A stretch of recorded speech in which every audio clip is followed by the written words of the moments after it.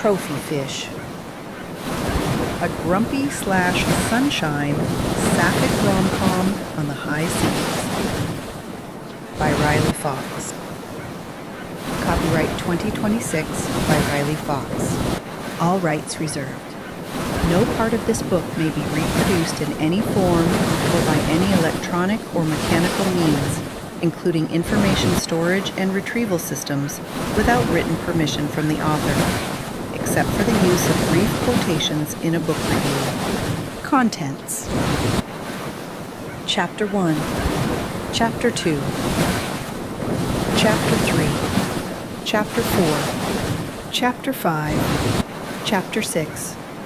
Chapter 7. Chapter 8. Chapter 9. Chapter 10. Chapter 11. Chapter 12. Chapter 13. Chapter 14. Chapter 15. Chapter 16. Chapter 17.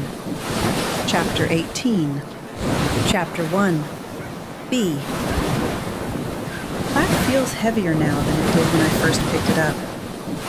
Driftwood ages into something harder, more resistant.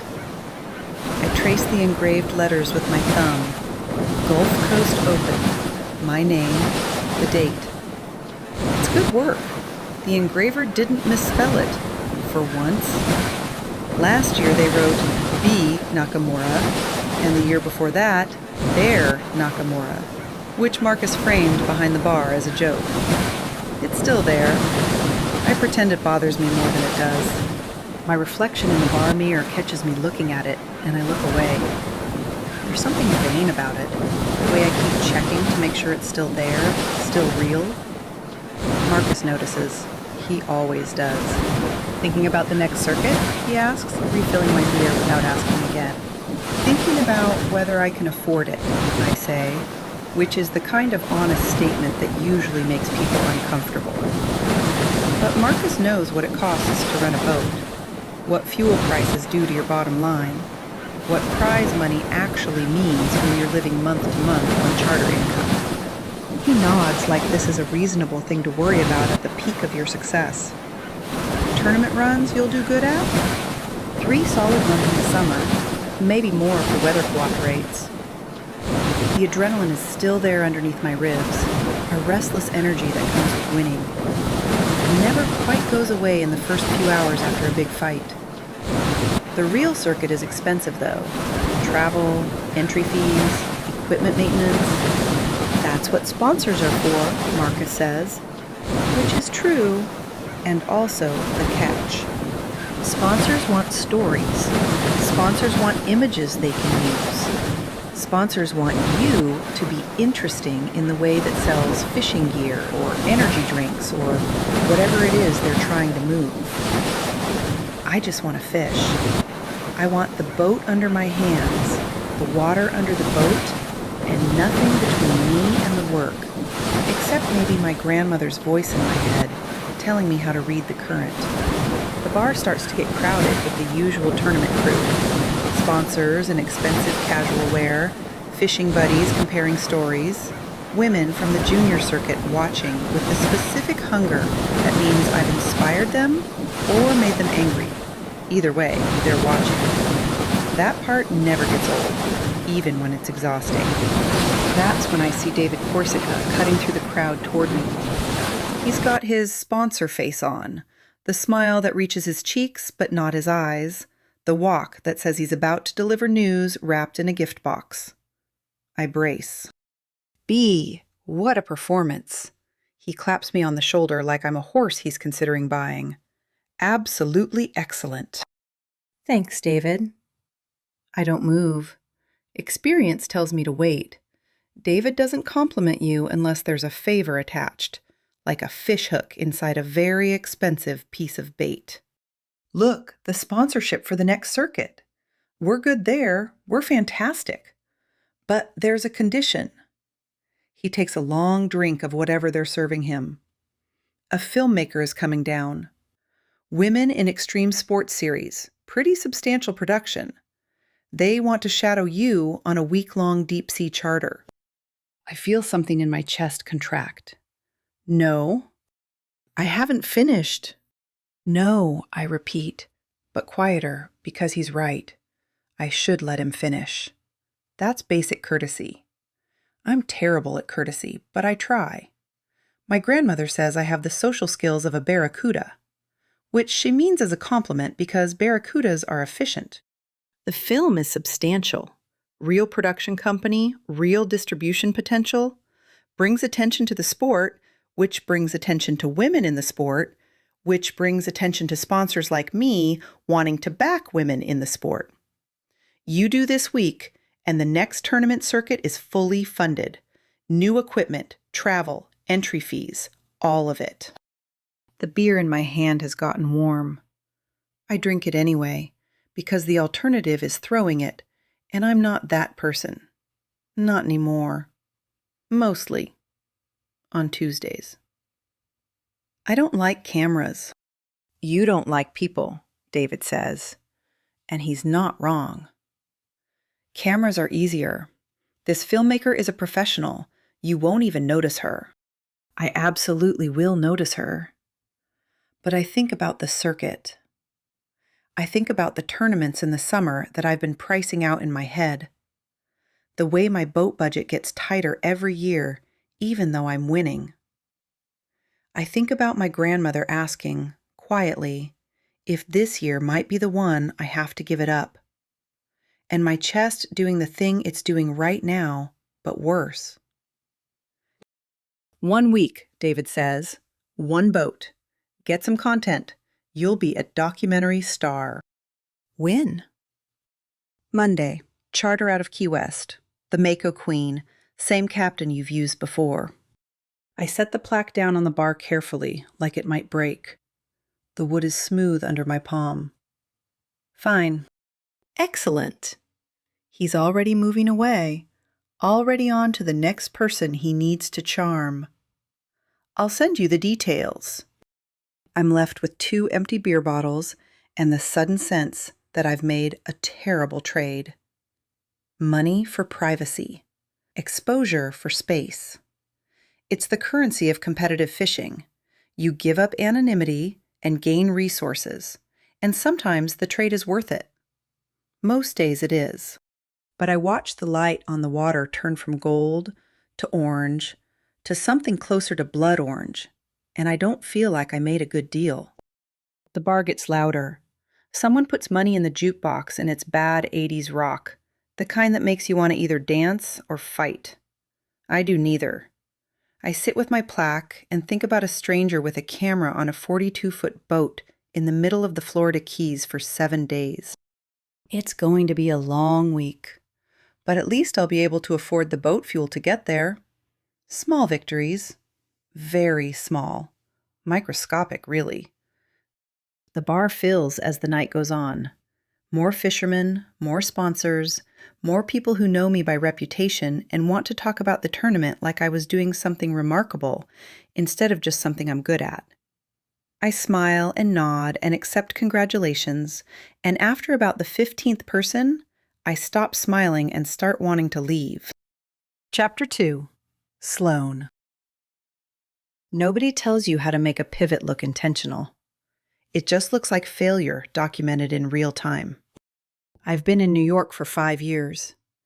The apartment is small and expensive and has exactly 1 window that faces north, which means I'm perpetually living in gray light. Priya used to say it felt like living inside an aluminum can. Priya was right about most things, which is probably why leaving hurt as much as it did. But New York is good for work. New York is where the jobs are, where the festivals are, where people care about documentary in the way that makes your work feel like it matters. Even when you're pivoting to accessible content. Even when you're making a documentary about a sport you think is ethically questionable at best. The research file is comprehensive. Catherine made sure of that.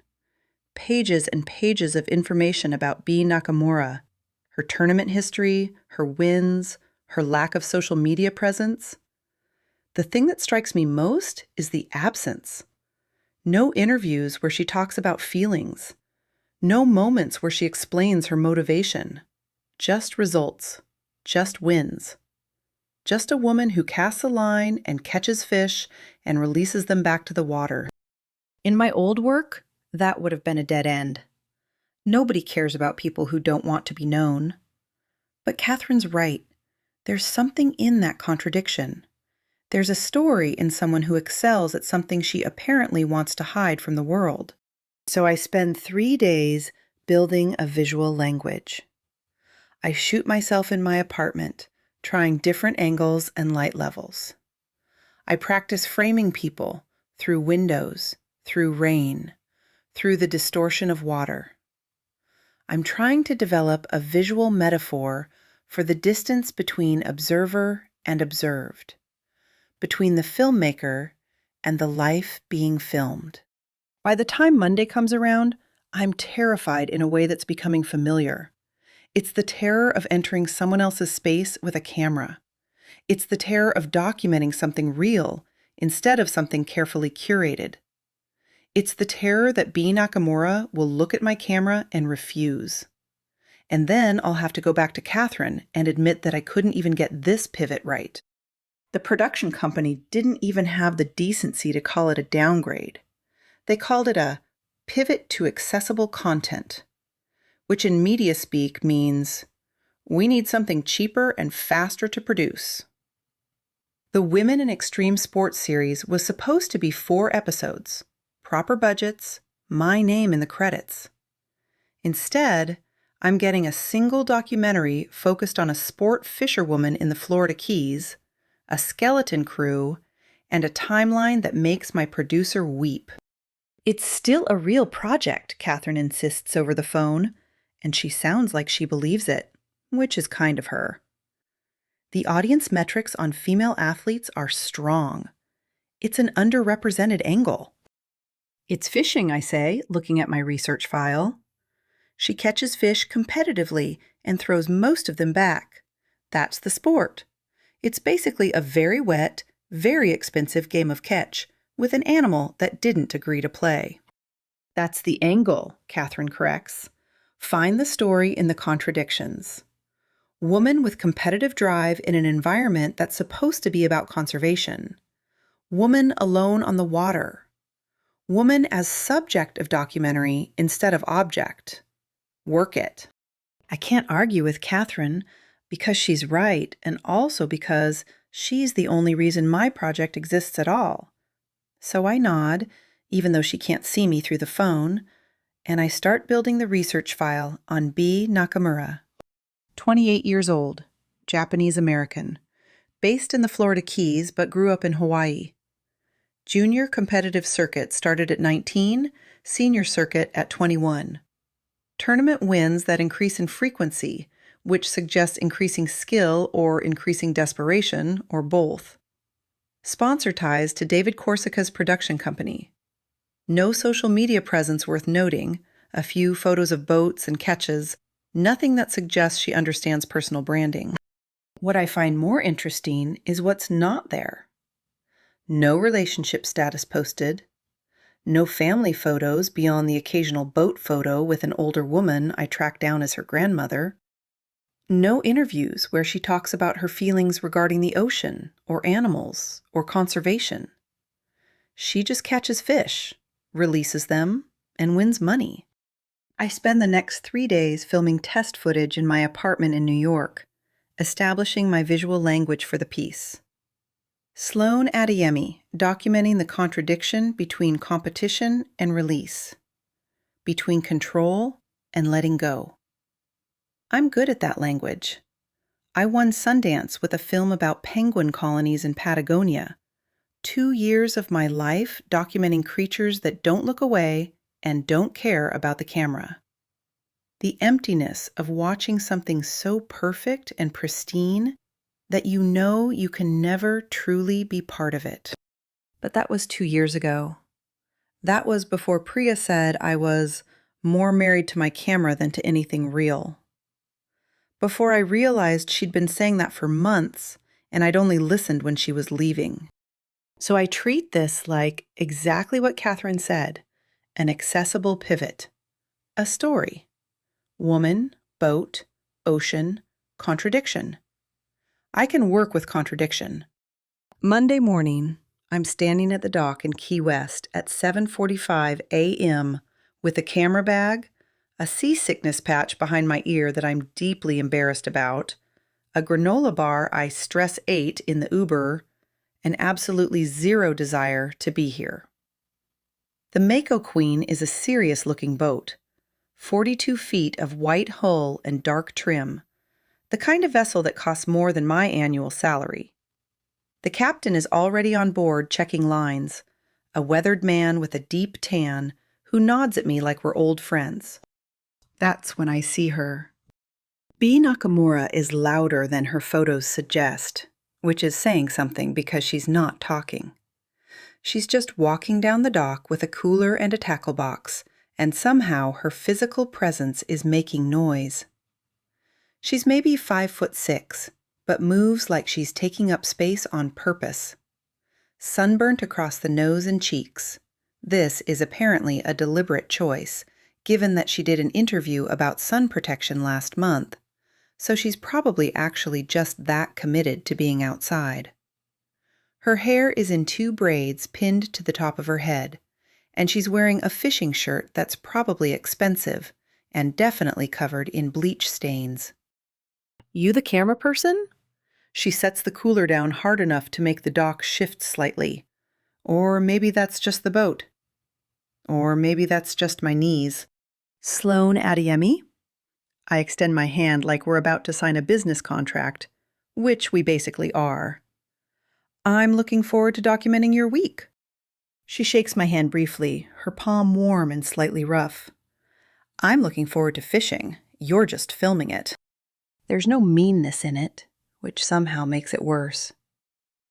This is going to be a long week, I think, and I haven't even gotten seasick yet. Give it 20 minutes.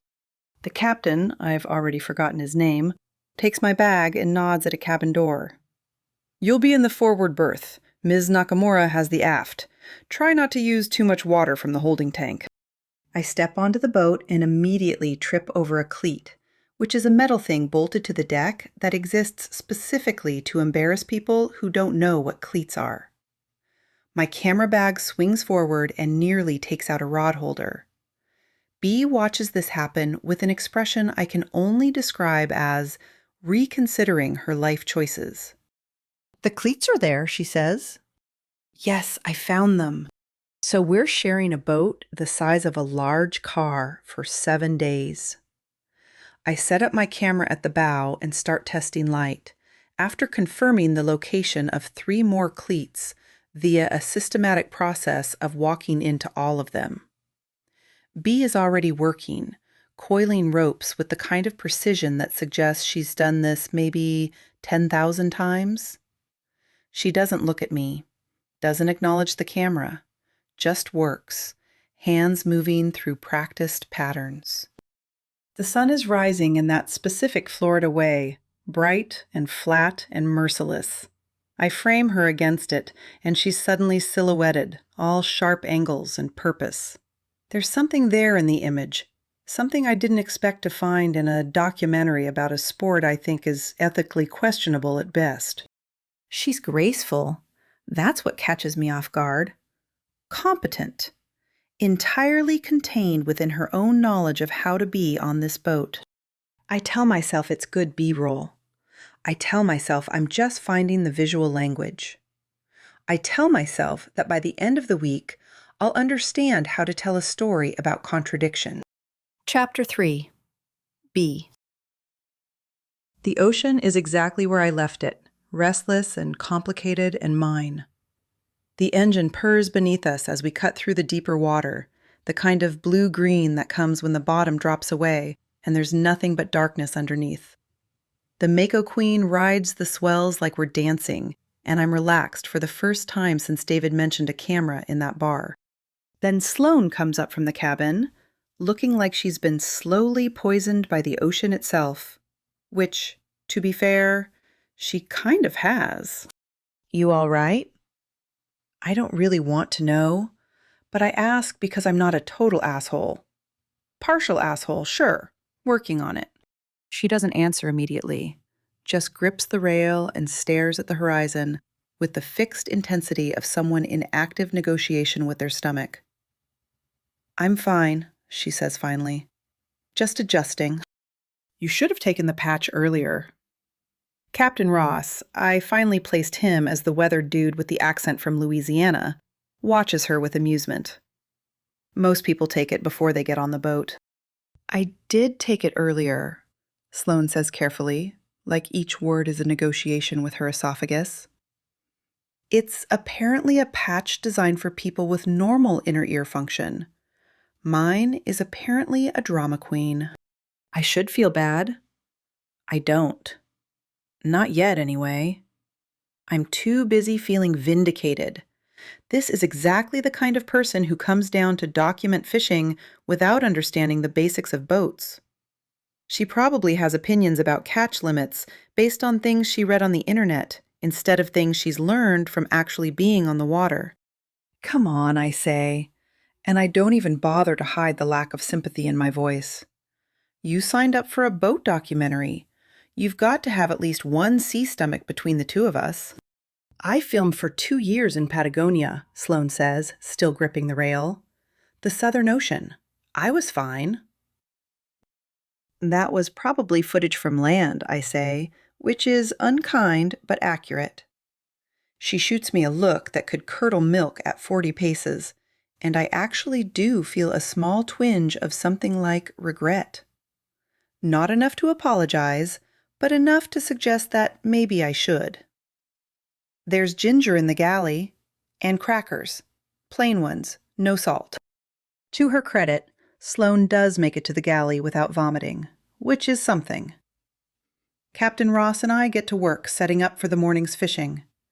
The permit grounds are about an hour away, and the water is clear enough to see the structure underneath. The shallow banks and holes that mean fish. The places where predator and prey negotiate their relationship daily. Sloane comes back up with a sleeve of crackers in her camera, which is impressive in a stubborn, slightly suicidal kind of way. She's still green, but she's upright, which on a boat counts as thriving. She also immediately walks into the fighting chair, which she didn't see because she was looking through the viewfinder. The chair doesn't move. Sloane does. That's the fighting chair, I say. I gathered, she says, rubbing her hip. Does everything on this boat exist to assault me? Just the things at shin height. So, yes, basically everything. She positions herself at the bow and starts filming, and I pretend not to notice her filming me as I tie a complicated knot in the leader line. It's a knot that takes concentration, and I'm grateful for it because it gives me something to think about besides the fact that there's a camera pointed at my hands for the next 7 hours. We're looking for permit, I explained to her, because apparently that's my job now. They're smart, shallow water fish. You have to read them coming before they see you, and even then, they'll spook if you're not perfect with your cast. Sloane is quiet, which is better than I expected. She's filming the water, the light, the way Captain Ross stands at the helm. She's working, I realize. Actually working. Not just following me around like a celebrity stalker. The first permit shows up at around 10 o'clock. A shadow in the water, the particular kind of movement that means a fish big enough to matter. Captain Ross cuts the engine smoothly, and we drift into position. I stand at the bow with my rod and feel the specific focus settle into my chest, the kind that makes the rest of the world disappear. Sloane is still filming. I don't think about her. The cast has to be perfect. 30 feet, maybe 35, in front of the fish's mouth. Any closer, and I've telegraphed. Any further, and I've missed. I load the rod, feel the weight of the fly, and release. The fly lands exactly where I needed it, 2 feet in front and slightly to the side. The permit sees it. The permit eats it. What happens next isn't elegant, no matter what the movies show you. The fish runs. I'm stripped off my reel in seconds, and now I'm running with him. And Sloane is running too, but she's filming, which should make me angry, but instead feels like she's bearing witness to something that matters. The fight takes 20 minutes. My arms are burning by the end of it. The permit is maybe 7 pounds, maybe a little more. Perfect in the way that only wild things are perfect. I bring him close to the boat, and Captain Ross leans over to grab the leader while I keep tension on the rod. That's when I look over and see Sloane's expression. Her face has changed from whatever reporter face she was wearing before. Now she just looks like someone watching something remarkable happen. She doesn't even seem to be thinking about the camera. "Beautiful," she says quietly, and it's not about the fish. Or maybe it is, but not only that. I net the permit carefully, photograph it against the measuring board, and hold him in my palm for just a second. The fish is cool and perfect and entirely indifferent to my admiration.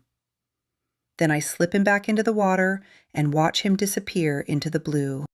Sloane is quiet as we reset the lines. Captain Ross is quiet too, which means he noticed something, and I'm going to hear about it later, and it's going to be embarrassing. But for now, we're just 3 people on a boat with the sun climbing higher and the water doing what it does best, keeping secrets and giving them up all at once. "That was good," Sloane says eventually. "Can you do that again?" I laugh, which surprises both of us.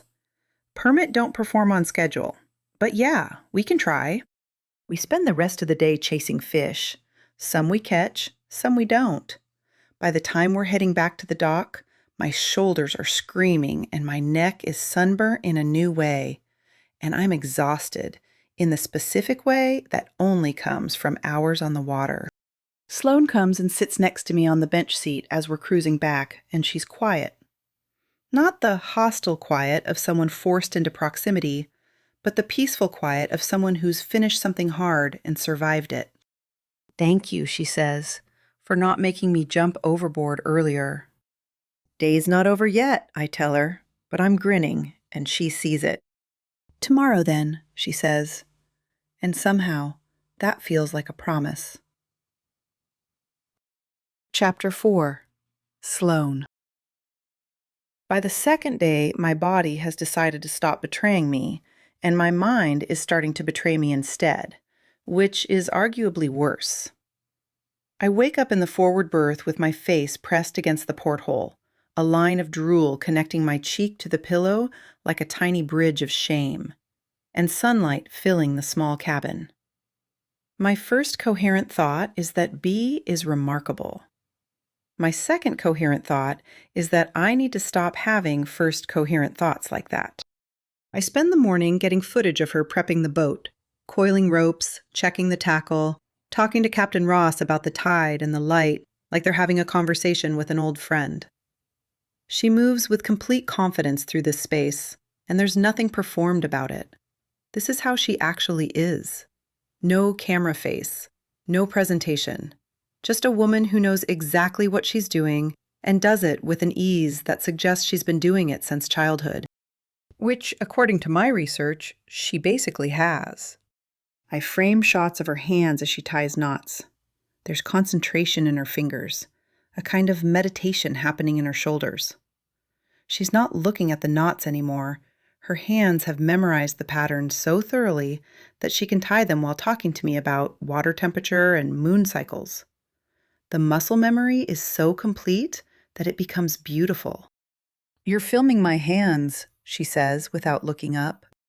"It's good composition," I tell her, which is true, and also the excuse I will be using for the foreseeable future. "You're interesting to watch when you're working."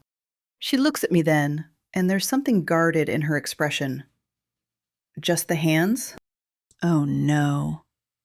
"Your whole technique," I say, keeping the camera steady and my voice steadier. "You're fluid. Most people are rigid about it. You move like the boat is an extension of yourself." She doesn't respond, just goes back to the knot, but her movements are slightly different now, less relaxed, more aware of being observed. I feel a twinge of something like guilt. I've broken the spell of her unself-consciousness by pointing out that I was watching. Ignore me, I say. I'm terrible at this part of the process. What part? Being intrusive? Being human while also documenting human things. I lower the camera. The camera creates distance. It's supposed to. But then, when you watch the footage later, all the distance is still there, and you never actually got close to anyone. She's quiet for a moment, then, "So why do it?" "Because I like documenting things more than I like being around people," I admit. And then I wish I hadn't, because it sounds pathetic on a boat where there are exactly 3 people and no escape. That came out sadder than I meant it to. "Yeah, it really did," she says, but she's almost smiling. "It is," I agree. I lift the camera again and frame her against the water. But it's what I'm good at. By midday, we're 20 miles out in water that's turning from blue-green to deep blue-black. The bottom has dropped away into canyons and channels where the big fish hunt. This is where the permit give way to tarpon, to kingfish, to the kind of creatures that put up a real fight. Bea hooks into something around 2 in the afternoon, and her entire body changes. She's focused before, always, but this is different. This is the look of someone in conversation with something that's testing them. The rod is bent hard, and she's fighting with her whole body, leaning back and reeling in quick motions, and her face is completely absorbed in the problem of landing this fish. I forget to film for about 30 seconds. I just watch her face, the way her eyes are locked on something I can't see, the way her jaw is set, the way there's almost joy in the strain of it. Then I remember the camera and raise it, but I can't quite bring myself to frame just her hands. I want her whole body in the shot. I want the fight. "Tarpon," Captain Ross says to me quietly. "Big one. You see how she's reading his runs?" I do see it. I'm seeing it through the camera, but I'm also just seeing it, watching Bea negotiate with an animal that wants to be free, and Bea wants to land, and neither of them is wrong exactly, both of them just committed to their position. The fight lasts 30 minutes. Her arms must be screaming by the end of it. The tarpon is enormous. I watch it jump out of the water, all silver scales and prehistoric fury, and Bea brings it closer with each run until finally it's boatside and Captain Ross leans over with the gaff. The tarpon hits the measuring board at maybe 45 pounds. It's remarkable. Bea is breathing hard, her shoulders heaving, and she looks happier than I've seen her. She's glowing, actually glowing, with the specific joy of winning something that mattered. "Get him photographed," she says to Captain Ross, and then she looks at me and asks quietly, "Did you get it?" I lower the camera. All of it. "Good," she says, and she means it. "I want to remember this one." We process the photograph, tag the fish, release it. Bea watches it disappear into the deep water with an expression that's softer than I've seen it. Satisfied, but also resigned, the way you look at something beautiful that you're choosing to let go. That night, I'm reviewing footage in the galley. Bea comes down, sees me watching her fight the tarpon, and sits down across from me. On the small screen, she's magnificent, completely focused, completely present, every muscle committed to the work. She watches herself for maybe 30 seconds and then looks away. "You're good at this," she says. "At filming. I mean, I expected you to be technically competent, but you're actually good." "Thank you," I say, and I'm surprised how much I mean it. "I misjudged you," she admits. "I thought you were going to be judgmental about the sport." "I am," I tell her honestly. "A little. But I was wrong about you." She nods like this is fair. "You want to film again tomorrow?" "Yes," I say. "That's the job." "No," she says, and she's looking at me directly now. I mean, do you actually want to? Or are you just doing the job? I consider lying. It would be easier. Instead, I say, I want to. And I watch her register that. And I watch something shift behind her eyes that I can't take back. Because Bea Nakamura is not who I thought she was. And I'm starting to see her really clearly. And that's dangerous when you're supposed to be documenting someone's life objectively. Good, she says finally, because you're better when you actually want to be here. She heads to the galley to make food, and I sit with that, wondering when I stopped wanting to be here for the documentary and started wanting to be here for her. Chapter 5. B. The boat settles into its rhythm as afternoon becomes early evening. We chase 2 more fish, land neither, which is the way of it. Not every cast connects. Not every opportunity becomes a fight. Sometimes you're just practicing the basic skill of being present in the space where fish might happen. Sloane has put the camera down and is just sitting now, watching the water with the focus of someone learning a new language. Her shoulders are sunburnt despite the sunscreen, and I make a mental note to remind her about the reef-safe option tomorrow. Small things, domestic things, the kind of care that comes with knowing someone is going to keep being in your space for a few more days. The weather turns on day 3 without warning. 1 minute we're in bright sun with a reasonable chop.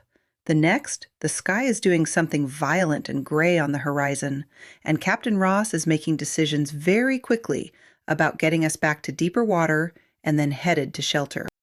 Storm's coming fast, he says to me, not to Sloane, which is captain courtesy I respect. We're making for a protected channel, going to be rough for a few hours. I nod like I do this every day, which I basically do. I've been fishing in the Gulf Coast for a decade. I've read weather in the way my grandmother taught me, looking for the pressure in the wind, the color changes in the water, the way birds move before they actually fly. But knowing something intellectually and experiencing it are different things, and storms are always a little bit thrilling in a way that makes you feel alive. Sloane comes up from the cabin where she's been editing and sees the sky. How bad? Not dangerous, I tell her, which is true, but uncomfortable. Should I be filming this? Captain Ross and I exchange a look. If you can keep the camera dry, he says, go ahead. Safety first, though. Use the harness. I help Sloane get the harness on, which involves a level of physical proximity that neither of us was prepared for. She's got one arm through the wrong strap, and the buckle is somehow behind her instead of in front, and I'm trying to fix it without putting my hands anywhere that would require a conversation afterward. This harness hates me, she says. You're wearing it inside out. Of course I am. I fix the straps, trying not to think about the way she trusts my hands to secure them correctly. She's checking the camera, making sure the weather seal is tight, and she's focused in that way she gets when she's working. Stay with something solid, I tell her, and let me know if you want to go below. I'm not made of sugar, she says. I won't melt. You're not made of sugar, I agree. Sugar dissolves. You're more of a barnacle situation. Very persistent. Very hard to remove from surfaces. She grins at that, and it does something inconvenient to my chest. But an hour later, when the rain has started and the wind is pushing the boat around like it's a toy, I'm wondering if she's made of anything that can withstand 45-degree angles and the particular violence of deep water in weather. She's still filming, braced against the rail, and her hands are shaking, but I don't think it's from cold. Captain Ross has us positioned in a channel that takes the worst of it, but it's still rough enough that the cabin is becoming less appealing and more necessary as the afternoon goes dark. The rain is horizontal. The swells are maybe 8 feet, pushing us up and down in a rhythm that would make anyone's stomach unhappy. Inside, I say to Sloane, pointing toward the cabin door, you've got good material. Go dry the camera and yourself. She looks like she wants to argue, which I appreciate, but the logic is sound. She nods and disappears below, and I focus on the immediate problem of helping Captain Ross keep the boat steady as the wind accelerates. By the time things calm down enough to breathe normally, it's nearly dark. The rain is still falling, but it's less angry about it. The wind is still blowing, but it's made its point.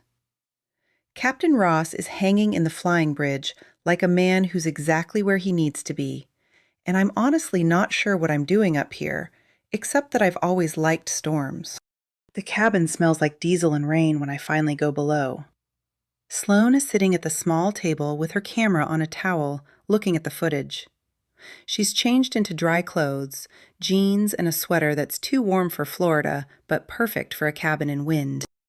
"You got good stuff," she says before I can ask. "The light right before the worst of it, the way the water looked." "Happy to provide a storm," I say.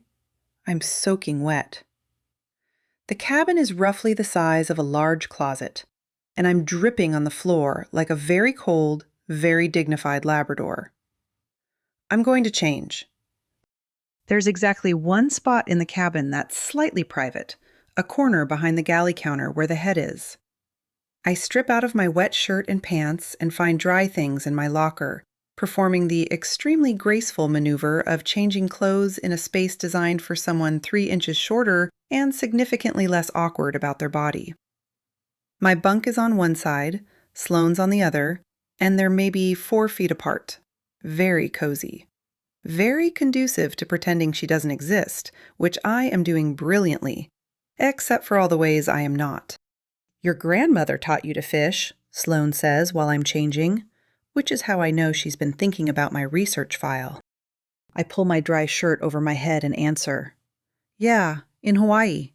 She's from Honolulu, has been her whole life. She used to say the ocean is a language, and if you learn it young enough, you'll always be able to speak it." That's beautiful. It's practical, I say, but I'm smiling because it's both. She taught me to read the water the way she reads weather. Look at the color, the light, the way the current moves. Fish live in those patterns. You learn the patterns, you find the fish. I come around the galley counter where Sloane can see me, and she looks up from the camera.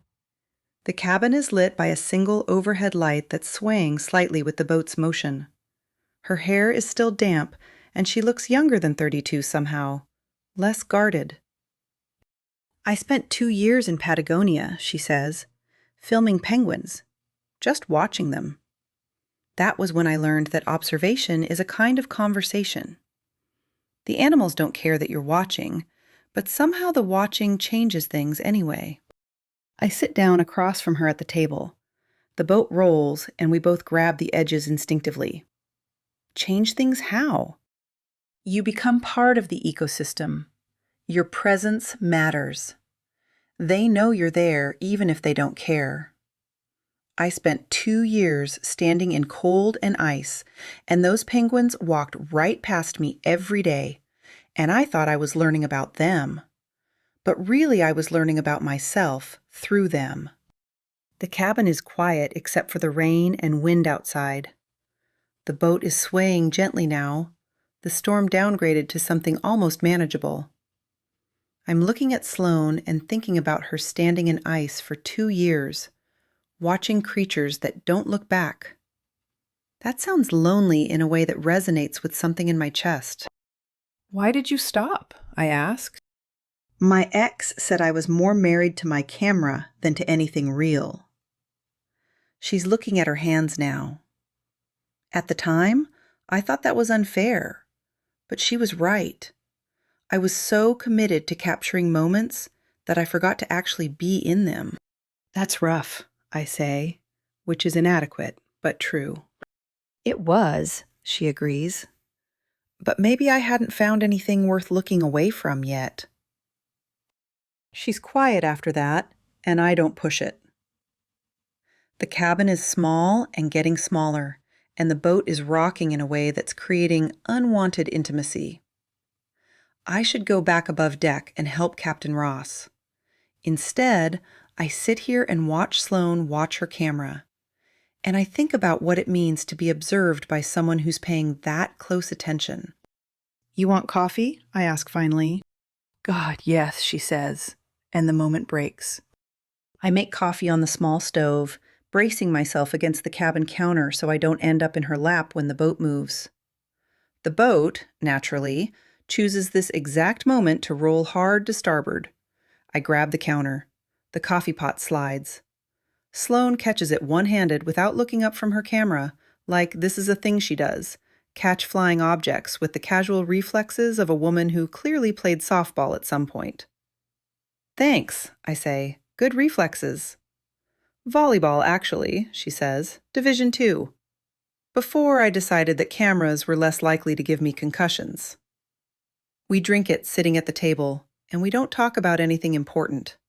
We talk about the storm, about other storms I've been in, about the time Sloane got trapped in a penguin colony during a katabatic wind event and thought she was going to get blown off the continent. But underneath the casual conversation, something has shifted. I notice the way her hands look around the coffee cup. The way she's stopped being a filmmaker and is just being a person. The way the cabin feels less like a workplace and more like a pocket of quietness in the middle of a storm. When I finally go back above deck to help Captain Ross, I realize that I'm thinking about her differently. Not as a filmmaker, not as a camera, just as Sloane. And that's going to complicate everything. Chapter 6. Sloane. The sunset is the kind of beautiful that makes you angry. Pink and gold and orange spread across the horizon in a way that looks artificial until you remember that the only thing artificial about it is your expectation that beauty should be modest. Beauty shouldn't have to apologize for being bright. I'm sitting on the cabin roof with Bea, which wasn't planned but became necessary when the cabin started feeling too small. We've been out here for 3 days now. 3 days of filming. 3 days of watching her work. 3 days of her pretending not to notice that I'm watching. But the sunset requires witnesses. That's the unspoken rule of sunsets. You're supposed to look at them and acknowledge that you're looking at something remarkable. "You're quiet when you're thinking," Bea says without looking at me. "You get this crease in your forehead, right here." She doesn't point, but I know exactly where she means.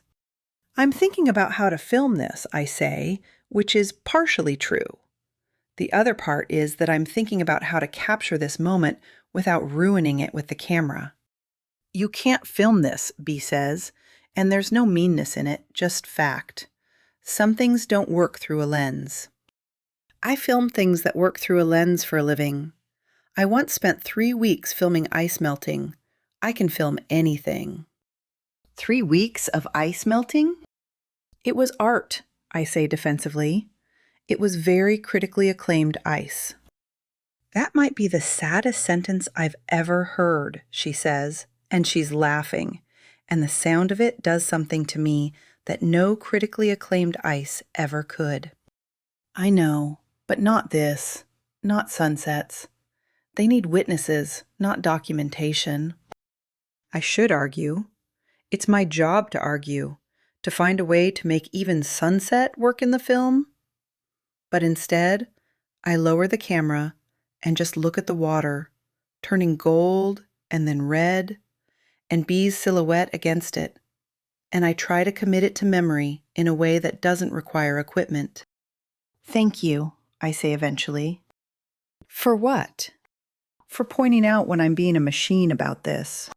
Bea is quiet for a long moment. Then she reaches over and takes my hand. It's such a simple gesture that it takes me a second to process it. Her palm is warm and slightly rough from the fishing line and the rope work. Her fingers close around mine with the kind of gentleness that I wasn't expecting from her. "You're not a machine," she says quietly. "You just haven't put the camera down long enough to find out what happens when you do." "That's remarkably insightful," I tell her. "I fish. Fish don't lie. I've learned to read what's underneath the surface." The sunset finishes happening. The light goes from gold to purple to navy in that specific way Florida twilight works. And Bea keeps holding my hand, and I keep trying not to think about what it means that she knows me well enough after 3 days to say things that land exactly where they hurt. The footage from the storm is exceptional. That's not ego talking. Catherine is already mentioning something about Sundance when I describe it over the phone. But what I'm actually thinking about as I review it in the cabin the next day, while Bea is above deck helping Captain Ross repair some rigging, is the moment right before the worst of the wind. The moment when Bea was silhouetted against dark sky, hair coming loose from her braids, and she was smiling like the storm was something personal. That's the footage I keep rewatching. I have about 200 gigabytes of Bea now. Bea fighting fish, Bea talking to Captain Ross, Bea at rest in the fighting chair, Bea the 1,000 different ways she becomes when she's focused on something that matters. But the footage I'm actually saving, actually putting aside in a separate folder labeled Personal, is footage of Bea when she doesn't know the camera is running. Bea's hands tying knots. Bea's face when she's reading water. Bea's expression when she released that permit into the blue. I tell myself this is just the natural arc of documentary filmmaking. You observe your subject long enough, and you start to see the complexity. You start to care about getting the story right. It's professional. But I know I'm lying because the way I'm framing her has nothing to do with professional. The way I'm thinking about the composition of her face against the sunrise has nothing to do with the documentary. I'm saved from spiraling too deep into this realization by Bea coming down the cabin stairs and immediately saying, "Come on, I want to show you something." I follow her back up on deck without asking questions, which is something I would normally ask. The morning is bright and clear post-storm. The water is a color of blue that looks like it's been photoshopped to look that good. "Your Patagonia footage," Bea says as we reach the bow. "You had it on your laptop the other day. You said you spent 2 years filming penguins." I did. "Show me again." I get the laptop and set it up on the cabin roof, bracing it so the glare isn't terrible. The Patagonia footage is spectacular. 2 years of my life compressed into the sections I actually finished, which is about 40 minutes. The light on ice, the bodies of penguins in motion, the vast landscape that makes you feel small just watching it. But what I'm watching right now is Bea watching it. Her face has gone quiet in the way it does when she's focused on something. Her shoulders are relaxed. She's not analyzing or critiquing, just absorbing. When the footage gets to the sequence where a penguin colony is diving into water, 30 birds launching themselves off the ice simultaneously, she actually makes a small sound. Not a word, just a recognition of beauty. "This is what you do," she says, not looking away from the screen. "This is why you have a camera. Because without you there in that cold, nobody would ever know that looked like that." I'm quiet because I've never thought about it that way. I've thought about it as documentation, as art, as the thing I do instead of having relationships. But I haven't thought about it as service, as a way of saying, this exists, and it matters, and look. "I was a better filmmaker than a partner," I say quietly. "Maybe," Bea says, and she looks at me directly. "Or maybe you were just committed to the wrong thing. There's nothing wrong with that. Just means you were learning." The sun is climbing higher. The boat is rocking gently on calm water. Bea is looking at me like I'm one of her fish. Something remarkable that she's caught and released back into the water, but still understands. I reach out without thinking about it and take her hand. Not romantically exactly, just connection. Just recognition that something is happening between us that I can't actually name. She doesn't pull away. Her hand is warm and real and slightly rough from the work of fishing. She closes her fingers around mine for just a second and then lets go. "You're good at what you do," she says. "Don't stop doing it just because someone said it meant you weren't good at something else." "What are you good at?" I ask. "Fishing," she says immediately. "Reading water, tying knots, making people feel like they're being seen even when they're not looking." "You do that last thing," I tell her, without even trying. She's quiet for a long moment. Then Captain Ross calls from the helm that we've got a bait school about a mile north and we should get moving. The moment breaks like a wave against the boat's bow, and we're back to work. Back to documentary. Back to the careful distance that feels necessary even though it's getting harder to maintain. But I know now that Bea is looking at me too. I know because of the way she offered her hand, the way she listens when I talk, the way she made my coffee in the storm. That evening, I'm reviewing footage, and I find a section I didn't shoot. A section of the camera rolling while I was talking to Bea in the cabin, getting footage of her hands as she ties something complicated, some kind of knot that requires concentration and specific finger placement. The footage is about 5 minutes long, and her hands fill the frame. The way her fingers move, the way her focus is absolute, the way she's beautiful in a way that has nothing to do with her face. I watch myself watching her hands, and I understand that I'm in trouble. Because this isn't about the... Chapter 7. Bea. Morning comes early on a boat, earlier than it does anywhere else. The sun doesn't wait for readiness. It just rises on its schedule, indifferent to your sleep cycles or your willingness to start the day. I'm awake before the light comes, which is becoming a pattern. 3 nights of sleeping in a cabin 4 feet away from someone you're starting to think about constantly will do that. Sleep becomes unreliable. Your dreams are about water and fishing and the specific way she looks when she's caught something good. Captain Ross is already on deck doing his pre-dawn checks when I climb up with coffee. He hands me a cup without asking, which is the way of boat people. You develop a shorthand with people when you're sharing a space this small. "Weather's turning," he says, nodding toward the horizon where the light is still gray-blue. "Tomorrow, maybe. Probably not today." Is that good news or bad news? Depends if you want to fish or if you want shelter. He's squinting out at the water in that way experienced fishermen do, reading things in the color and texture that I can't quite decipher. Bea'll want to fish. She seems to want that regardless of conditions. He grins. That's why she's good at what she does. Most people come out here and the ocean makes them polite. The ocean tells them they're not in charge. Bea comes out and the ocean makes her angry, makes her focused. She uses that. I think about that while I'm filming her prep work. The way she moves through the boat has changed slightly since I've been documenting her. She's less mechanical about it, more fluid, like she's stopped doing the movements for the benefit of someone watching and started actually inhabiting them again. Or maybe that's just what happens when you watch someone long enough.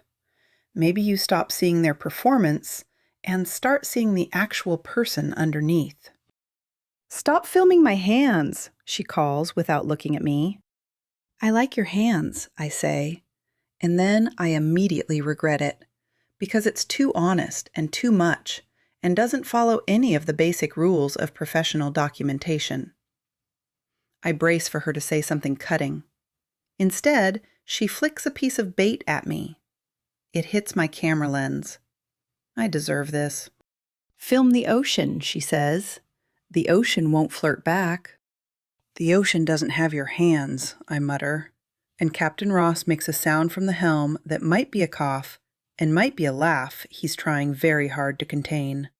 Day 5, and the water is doing something special. The light is hitting it in that particular way that my grandmother used to call the face showing, which made no sense until I learned to read it. The ocean showing itself, honest and clear and exactly as deep as it actually is. We're about 30 miles out, heading for the deep channels where the big fish live. Sloane is filming like always, but she's different lately. More present somehow. Less behind the camera and more with me in the moment. I'm not sure what I did to deserve this shift, but I'm not going to interrogate it too hard. That's when I see the shape under the boat. Hold on, I say to Captain Ross, who's already slowing the engine because he's a professional and he saw it too. The shape is enormous. The shape is a whale shark. I have never seen a whale shark in the flesh. I've seen them in the documentaries that Sloane has shown me, those ridiculous-looking prehistoric creatures that are basically water sifters. But seeing one in documentaries and seeing one 15 feet below your boat are completely different things. 50 feet, Captain Ross says, which means the shark is massive. Maybe more. Sloane has the camera up and she's filming, but her hands are shaking slightly. I can see it even though she's trying to hold the camera steady. The whale shark is gliding under us, slow and massive, and its spots are like a fingerprint. Its mouth is enormous. Its presence is the kind of enormous that makes you understand that humans are not the apex predators out here. Oh my God, Sloane says, and it's the first time I've heard her say something without control, without documentary distance, just honest reaction. The shark moves past us, and we all turn to watch it disappear into the deep blue. The entire encounter lasted maybe 90 seconds. It was the most remarkable 90 seconds of my life, and it was over before I could really process it. Did you get it? Captain Ross asks Sloane. She's looking at the camera like it might betray her. I think so. The whole thing. I was rolling when we saw it. She checks the footage and something shifts in her face. Not relief exactly, something deeper. She lowers the camera and looks at me. You looked instead of fishing, she says. I realize it's true. I had a rod in my hand and the most remarkable creature I've ever seen swimming under my boat. And I chose to watch the shark instead of fish. That's not like me. That's not what I do. Sharks are worth watching, I tell her. She keeps looking at me, and I realize she's not really talking about the shark. She's talking about something else. Something about the difference between what you're supposed to do and what you actually want to do. Come here, she says suddenly. She's rewinding the footage. Look at this. I move next to her so we can both see the camera's small screen. The footage of the shark is extraordinary. That moment when it's gliding under us and the light is hitting its spots and you can see the enormity of it. But right in the middle of the footage, for just a moment, Sloane caught me. My face looking down into the water, completely transfixed, completely present. That's beautiful, Sloane says quietly. It's just me looking at a fish. It's not, she says. It's you looking at something and actually caring about it. That's what I've been trying to film this whole week. That. Captain Ross mutters something about checking the bilge pump and disappears below deck. He's been checking the bilge pump a lot this week, which means it either actually needs checking or he's giving us space. Knowing Ross, it's probably both. He's the kind of man who finds a practical reason to do the graceful thing. I care about a lot of things, I tell her, which is true and also a lie. I care about fishing and winning and money because those things are safe. I care about my grandmother and my boat and the specific way my body feels when I'm fighting something that matters. But caring about people is more complicated. Caring about people means they have power over you. I know, Sloane says, but you usually care about things you can control. Fish you can catch and release, tournaments you can win. But with the shark, you just... watched. You let it exist separate from you. I'm looking at the footage of myself looking at the shark, and something in my chest is doing that thing where it gets smaller and then expands all at once. You're observing me again. Always, she says, and she sounds tired, even when the camera isn't running.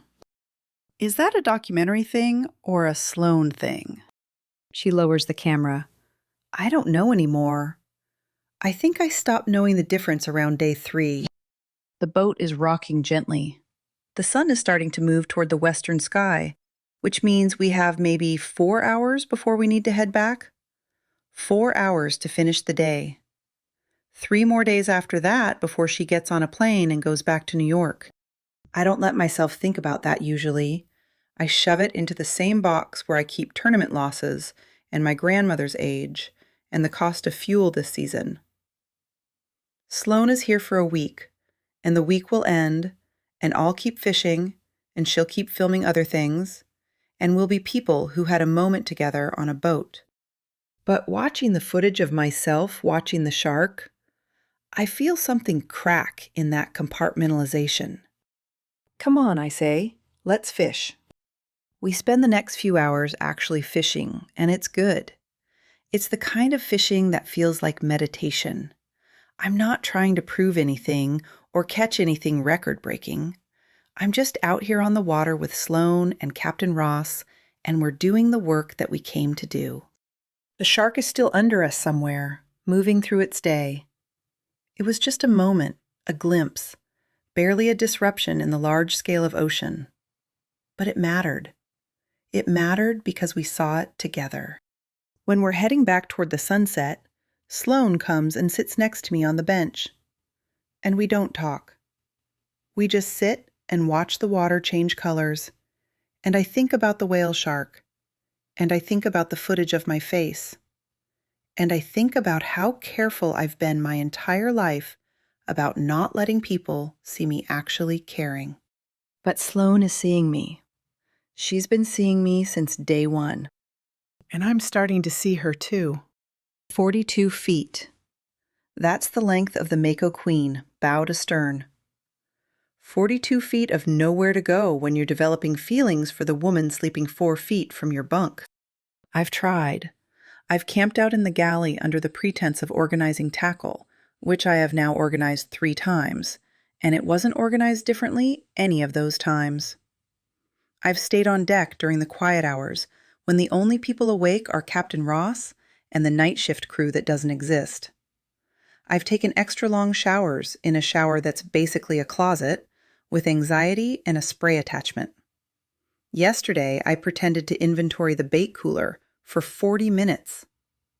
Captain Ross eventually said, "Bea, there's still the same amount of bait as last time you counted."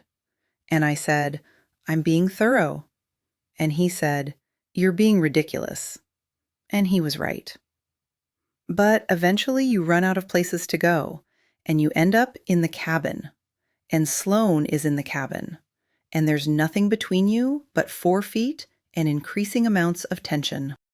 "You're being weird," she says today around lunch.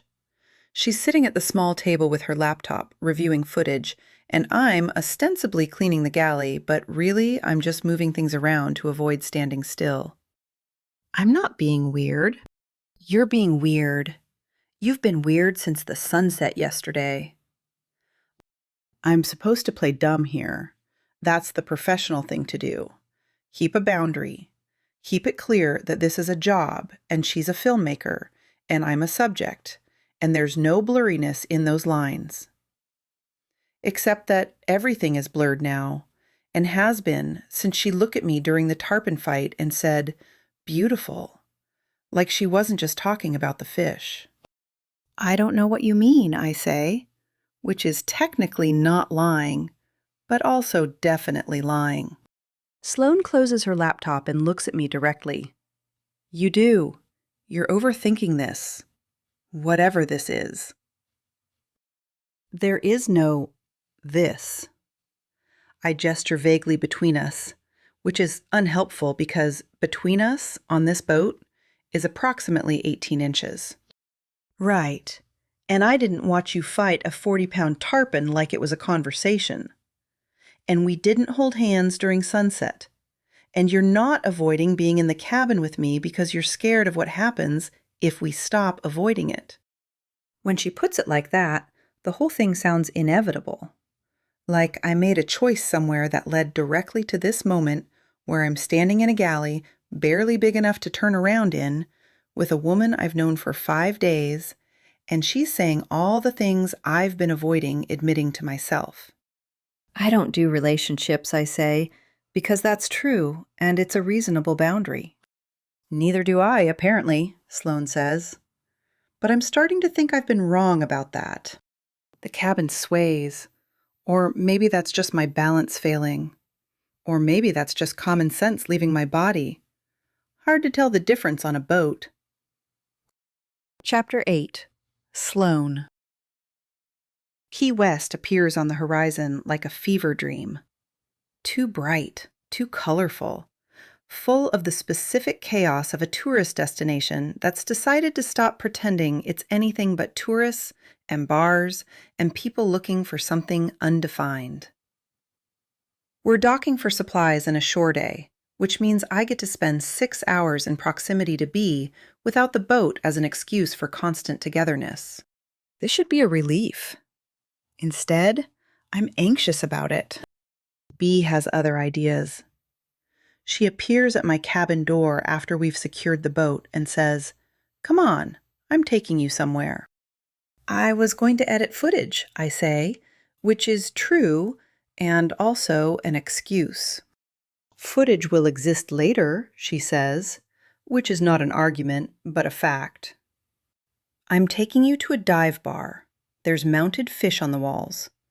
I want you to see what you're documenting. This is, I realize, Bea's way of claiming me, of saying, "You're with me." My brain says, "She's your documentary subject. Maintain professional distance." My legs are already following her off the boat. My brain has been outvoted. So I follow her into the humidity and chaos of Key West, and we end up at a place called Marlin's Marina that is absolutely the dive bar she promised. Dark wood, neon signs, walls covered in mounted fish that look simultaneously preserved and slightly sad. I have opinions about taxidermy. They are not good opinions, and they are not quiet opinions. And Bea immediately senses this the way a shark senses blood in the water, from a great distance and with considerable enthusiasm. She decides to spend the next 45 minutes arguing with me about the ethics of preserving fish, which is not the date I imagined when I imagined dates I would never admit to imagining. It's documentation, she says, gesturing at a particularly large sailfish with its mouth open eternally. The fish is already dead. This way someone knows it existed. But it doesn't exist now, I counter. It exists as an object, as decoration. That's not the same as preserving knowledge of the actual creature. You preserve creatures all the time in documentaries, she says, but she's grinning because we're arguing and she enjoys arguing. I document their behavior, I say, living behavior, in their actual habitat, not mounted as furniture. It's still documentation, it's just a different medium. We go back and forth about this, about death and preservation and the ethics of display, while nursing beers that taste like they were brewed in a garage during a hurricane and never emotionally recovered. Neither of us is going to win. That's not the point. The point is that I'm arguing with Bea about fish, and she's arguing back. And there's something in this that feels like intimacy, even though we're discussing taxidermy. "You know what?" she says finally. "You should film this. You should ask people at this bar what they think about preservation and documentation.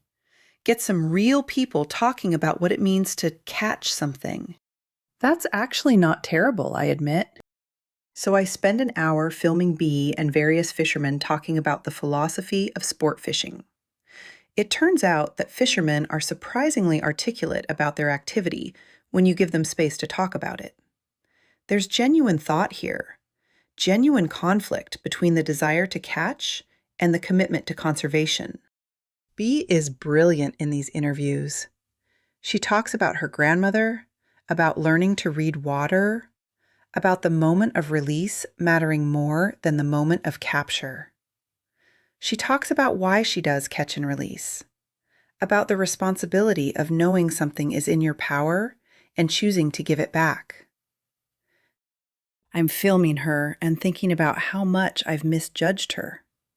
How much of my initial critique of sport fishing was actually just judgment of her, and how I've let that shift. How I'm not sure when she became someone I care about rather than someone I'm documenting. After the interviews, we go to a marine biology exhibit that I've been wanting to see, and Bea lets me drag her through it without complaining. We look at preserved fish in cases, actual scientific preservation, not taxidermy display. And we look at aquariums with living creatures. And Bea is patient with me pointing out specific species I recognize from Patagonia research.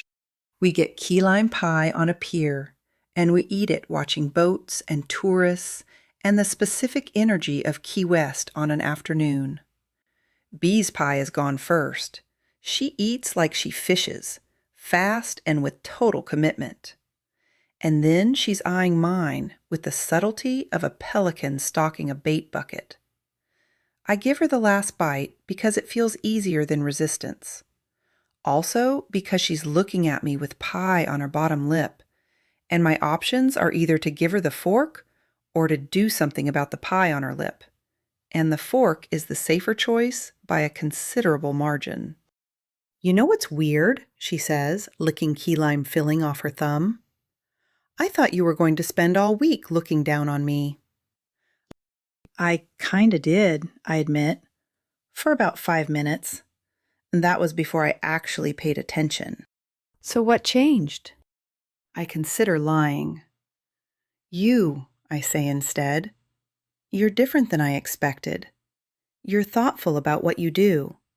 You have reasons for your choices that aren't just ego or money." "I have some ego," she says, "and I definitely need the money." "But that's not all you are," I tell her. "That's not even the main thing." She's quiet for a long moment, and then she says, "Sloane, I'm going to be honest. This week is ending in 3 days, and then you're leaving, and I think I'm getting to a place where that's going to be really hard." I already know this. I've been knowing this since the storm. I've been pushing it away because pushing it away is easier than addressing it. But she's saying it directly, which forces me to say something true back. "I know," I tell her. "I'm already there." She looks at me, and there's something in her expression that's terrified and hopeful in equal measure. "So what do we do?" "I don't know," I say honestly. "I don't have a script for this. Usually I'm better when I can observe what's happening rather than actually be in it." "Well, you're in it," she says, "so figure it out." But neither of us knows how to figure it out. We just sit on the pier and eat key lime pie and watch the water, and we don't have any of the answers that feel necessary. When we get back to the boat, I go to my cabin and I don't look at the footage I shot today. I don't look at Bea's face when she was talking about her grandmother. I don't look at the moment she smiled while arguing about taxidermy. Because if I look at that footage, I'll have to acknowledge that this isn't a documentary anymore. This is just me, desperately trying to hold on to something that's about to disappear. The footage is better than I expected, better than it has any right to be. I should be maintaining distance. I should be objective. I should be documenting Bea Nakamura as a subject. Interesting, compelling, definitely filmable, but separate. But the footage tells a different story. The footage shows a woman I'm increasingly capable of caring about. The footage shows the specific moment when she hooked the tarpon and her entire face changed. The footage shows her hands on the rope, her shoulders when she's focused, the exact angle of her jaw when she's fighting something that matters. The footage is evidence of something I can't document and can't deny. I'm reviewing it in the galley late at night, after Bea's asleep, after Captain Ross is asleep, after the boat settles into the kind of quiet that only comes when you're the only person awake on a vessel. The screen is small, but it's enough to see the truth of her, enough to see that I'm in trouble. My phone buzzes. Catherine. It's 2 a.m. in New York, which means she's either just waking up or hasn't slept, both of which are consistent with her general approach to work. "Tell me you have something good," she says instead of hello. "I have something good," I say, which is both true and misleading. "Good. We need to pitch the networks next week. This is a viable project or it's not. And if it's not, I need to know so I can start making other plans." I think about the footage. I think about Bea. I think about the contract I sign that says I'm here to document her, not to get involved with her. I think about the film that could launch my career again, get me back to bigger projects, get me away from thinking about Priya and what she said about me being married to my camera. "It's viable," I tell Catherine. "I'm getting really good stuff." "Excellent." I can hear her satisfaction through the phone. "Keep pushing. We need at least 20 minutes of strong material by the end of the week." After we hang up, I sit with that in the dark galley and try to figure out when pushing started meaning building trust, and building trust started meaning betraying the person you're supposed to be documenting. The boat rocks gently. Somewhere above me, Bea is sleeping, and I'm down here documenting her without her knowledge. And it feels like the worst kind of violation wrapped up in professional necessity. Chapter 9. Bea. Day 6, and the ocean is refusing to cooperate. We've been out since dawn, and nothing is biting. The water is right, the light is right, the tide is right, but the fish aren't interested. And I'm getting increasingly frustrated because I'm aware that Sloane is filming my failure, which will be preserved in high definition for future generations to enjoy. Great. Posterity gets to watch me not catch a fish for 8 hours. We've tried 3 different locations, 3 different sets of bait, 3 different approaches. Nothing. Just water and waiting and the slow burn of knowing that time is passing and I'm not getting what I came for. "Maybe they're just not here today," Captain Ross says from the helm, and it's meant to be reassuring, but it lands like an insult. "They're here," I snap. "We're just not presenting right." By early afternoon, I'm frustrated enough to be snappish with Sloane, which is unfair and I know it immediately. She's filming some seagulls when I say something cutting about how she should probably film the actual fishing instead of getting distracted. The words come out sharp, which is not how I feel about her, and the moment they're out, I regret them. She lowers the camera. "Not everything is content," I say, and I realize I'm directing at her the thing I hate most when people direct at me. Maybe I just wanted to film some birds. She puts the camera down without another word and doesn't pick it up again for 2 hours. That's when I know I've crossed something.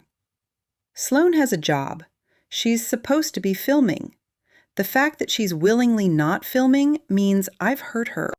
Captain Ross is watching this from the helm, with the specific expression of a man who has seen this exact scenario play out on his boat before and is enjoying it far more than is professionally appropriate. I want to ask him not to look like that, to give me privacy in my own foolishness. Instead, I just pretend I don't notice. He pretends he's not pretending. We're all very mature. The fishing doesn't get better. By the time we head back toward the dock, I haven't caught a single fish worth documenting. I've caught 3 small reef fish that I released immediately. I've had 3 strikes that came off the line before I could set the hook. I've spent an entire day being not good at the one thing I'm supposed to be good at. Sloane is reading a book in the cabin when I come below. Just sitting there, minding her own business, separate from me in a way that feels like a choice. It is a choice. I made it by being snappish. I'm sorry, I say, because I'm not good at a lot of things, but I'm trying to be good at admitting when I'm wrong. She looks up. For being frustrated or for being rude about it? Both, I say. The frustration is fine. That's just a day.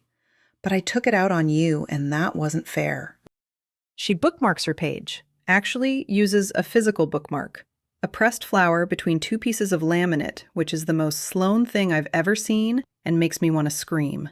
Anne closes the book. Thank you for apologizing. Not a lot of people do. I make coffee the way I've learned she likes it, strong, no sugar, and I hand it to her without asking if she wants it. She takes it and smiles, which feels like absolution, or at least like we're not in a fight anymore. Bad fishing days happen, she says. You don't have to be interesting for me every second. I know, I tell her, and I'm sitting down across from her. But I wanted to give you good material for the last few days. You've given me good material, she says. You've given me material I didn't even know I needed. This day doesn't matter. The whole week matters. I'm looking at her and thinking about the fact that in 3 days she's getting on a plane. In 3 days, the boat is going back to being just a boat instead of a pocket universe where Sloane exists next to me. In 3 days, I'm going to be alone on this water again, and it's going to feel different. I don't want you to leave, I say, which is blunt and probably not the right way to handle this, but it's true. She's quiet for a long moment, then, I don't want to leave either. But my life is in New York, and you live here, and we have 3 days, and we should probably talk about what that means. It means we have 3 days, I say. Let's not waste them being worried about after. She nods, and I watch the relief move across her face. Not relief exactly, resignation. The acceptance of limited time. Okay, she says, we have 3 days. That evening I make dinner. Fresh fish I'm friendly with from the charter office, some rice, vegetables from the market. Sloane helps without being asked, and we're comfortable in the small galley in a way that suggests we've been doing this together for years instead of days. After we eat, she shows me the footage from the day. There's the failure, captured. The fish that got away. The moments where I was clearly frustrated. But there's also something else. There's me between the frustration. There's me noticing her. There's the specific look on my face when I realized I'd been unkind. This is good, she says. This is real. This is what people don't usually see. Failure, I say. Complexity, she corrects. You're not always winning. You're sometimes frustrated. You have emotions that aren't about dominance. That's interesting. We sit close together watching the footage, and her shoulder is almost touching mine. Almost is its own kind of thing. Almost is the specific distance we've maintained this whole week, close enough to feel connected, but with enough space that neither of us has to acknowledge the thing happening between us. Tomorrow, I think. Tomorrow I can figure out how to close that distance. But that night, I lie in my bunk and I don't sleep. I'm too aware that I can hear her breathing in the adjacent bunk. Too aware that we have 3 days. Too aware of how small that number suddenly feels. You can tell when a person is good at what they do because the rest of the world disappears when they're doing it. I'm not good at what I'm doing right now. What I'm doing right now is sitting in the captain's quarters, trying to avoid Sloane, while also trying not to make it obvious that I'm avoiding her. And the world is very much present and very much uncomfortable.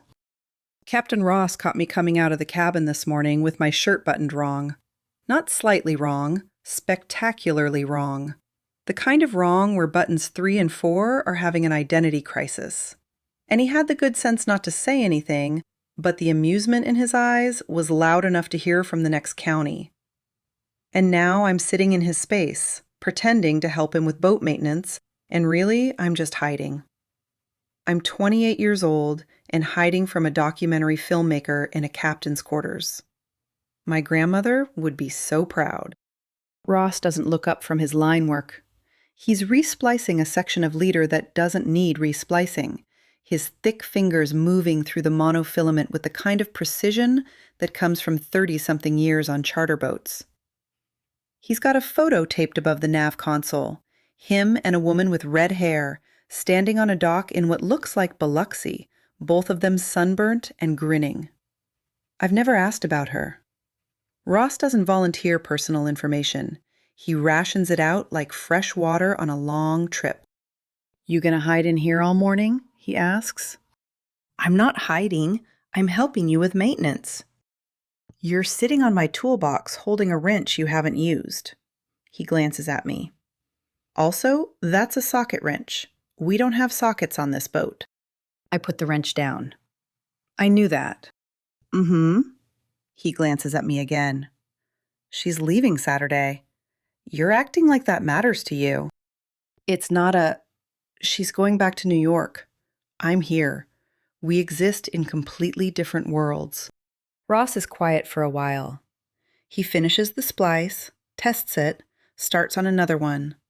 Then he says, "Marie was a paralegal in Baton Rouge. I was running charters out of Grand Isle. Saw her exactly twice a month for 3 years." I look at the photo above the console. What happened? Katrina happened. Lost the boat, lost the dock, lost everything except her, because she drove down in a rainstorm to pull me out of a shelter in Slidell. He sets the splice down. After that, I stopped pretending the distance was the actual reason I was scared.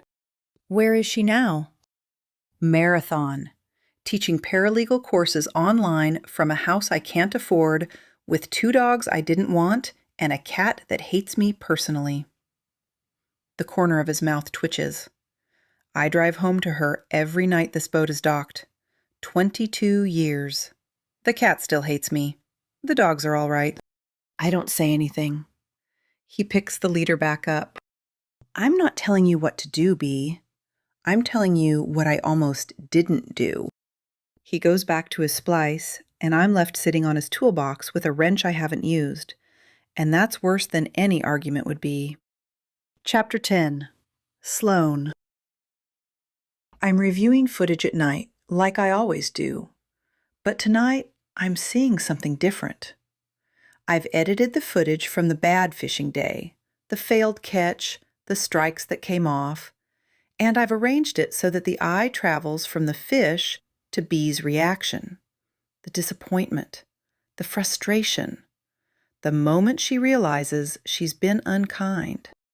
But then I watch the cabin scene, the apology, the coffee, the way her hands look when she's making it because she's thinking about what I like. That's when I realize the footage I've been collecting isn't actually about fishing. It's about her. The shots I keep, the moments I save, the compositions I spend time on, they're all Bea. Her hands, her face, her back bent over the fishing rod in concentration. The way she looks at the water like it's telling her secrets. This isn't a documentary anymore. This is me, in love with my subject, pretending it's professional. I pull up my production journal and I read the last entry I wrote. She treats the ocean like a conversation partner, not a resource. I've been wrong about sport fishing. I've been wrong about her. I wrote that 3 days ago, and I've been pretending I didn't. Pretending that the way I frame her in shots is about composition, not about wanting her to be seen the way I see her. Pretending the folder on my desktop labeled personal is anything other than a love letter with a file extension. But the truth is undeniable now. I'm in love with Bea. I'm in love with the way she moves. I'm in love with her terrible sense of humor. I'm in love with the fact that she apologized without making it about herself. I'm in love with her. And I'm leaving in 2 days. I close the laptop without finishing the edit. I can't look at her face anymore tonight without feeling like I'm going to break something. I climb into my bunk and I lie there in the dark, listening to the boat rock gently at the dock. Bea is probably asleep, or she's lying in her bunk like I'm lying in mine, pretending sleep while actually being awake with the knowledge that time is running out. Around 2 a.m, I can't take it anymore. I climb out of my bunk quietly and go up to the deck. The dock lights are on and the water is still. The sky is clear enough to see stars, which is remarkable for Florida. Bea is already there, lying on the deck with her hands behind her head, staring at the sky. "Can't sleep?" she asks, not moving. "No," I say. I sit down next to her, not quite lying down, but close. "You?" "No," she says, "but it's nice out here. Better than being inside, pretending." I can see the stars reflected in the water. Actual stars, in Florida, which feels like a gift. We're quiet for a long moment, and then she says something about her ex. "There was someone," she tells me, "years ago, before I got fully into the competitive circuit. She said I was more interested in winning than in being with her, that I loved the hunt more than I loved her." "Were they right?" I ask. "At the time, yeah," Bea says. "I didn't know how to love someone and also love fishing. They felt like opposing forces, like I had to choose." "What changed?" "I got older," she says, "and I realized that loving something doesn't have to mean you stop loving other things. Maybe I was just in love with the wrong person. Maybe the person I was supposed to be with would understand that I need to fish the way I need to breathe." I'm quiet, processing this. Then I tell her about Priya. Not the whole story, just the ending. The night Priya came home from a doctor's appointment, something about a biopsy result, and found me in the apartment reviewing Patagonia dailies with headphones on. She stood in the doorway for 11 minutes. I know because the timestamp on the footage kept running. 11 minutes of her waiting for me to look up, and I didn't. And when I finally pulled the headphones off, she was already packing a bag. She said, "I got the results. I'm fine. Not that you asked." The biopsy was benign. Priya was fine. But she was also done, and she was right to be. "You think I'm like that?" Bea asks quietly. "No," I tell her. "You're exactly the opposite. You're so present with whatever you're doing that the rest of the world disappears." "Is that good or bad?" "It's beautiful," I say. "It's the thing I've been trying to film all week." She turns her head to look at me, and the light from the dock is hitting her face at an angle that makes her look younger and more vulnerable than usual. "Sloane, I need to say something, and I need you to let me finish." My heart has stopped. This is the moment. This is the conversation we've been avoiding since Key West. This is the point where we have to acknowledge that we have 2 days left, and it's not enough time, and it might never be enough time. "Okay," I say. "I keep thinking about Saturday," she says, "about you getting on a plane. And then I think about Sunday, and the boat being just mine again, and the cabin smelling like just diesel instead of diesel and your shampoo. And I can't—" She stops, breathes. "I don't want to go back to how it was before you were here. That's the thing. The boat was fine before. I was fine before. But now fine isn't going to be enough." "Bea." I'm not done. She's looking at the stars, not at me. I'm not going to ask you to stay, but I need you to know that when I fish tomorrow, I'm going to wish you were watching. And that hasn't happened with anyone. Ever. I'm lying on the deck next to the woman I'm in love with, and she's just told me that I've changed something in her, and I have 2 days to figure out what that means. I love you, I say, which is not what I planned to say, but it's true. I know, she says. I love you too. We're quiet then, lying on the deck of the Mako Queen, watching stars that are probably light years old.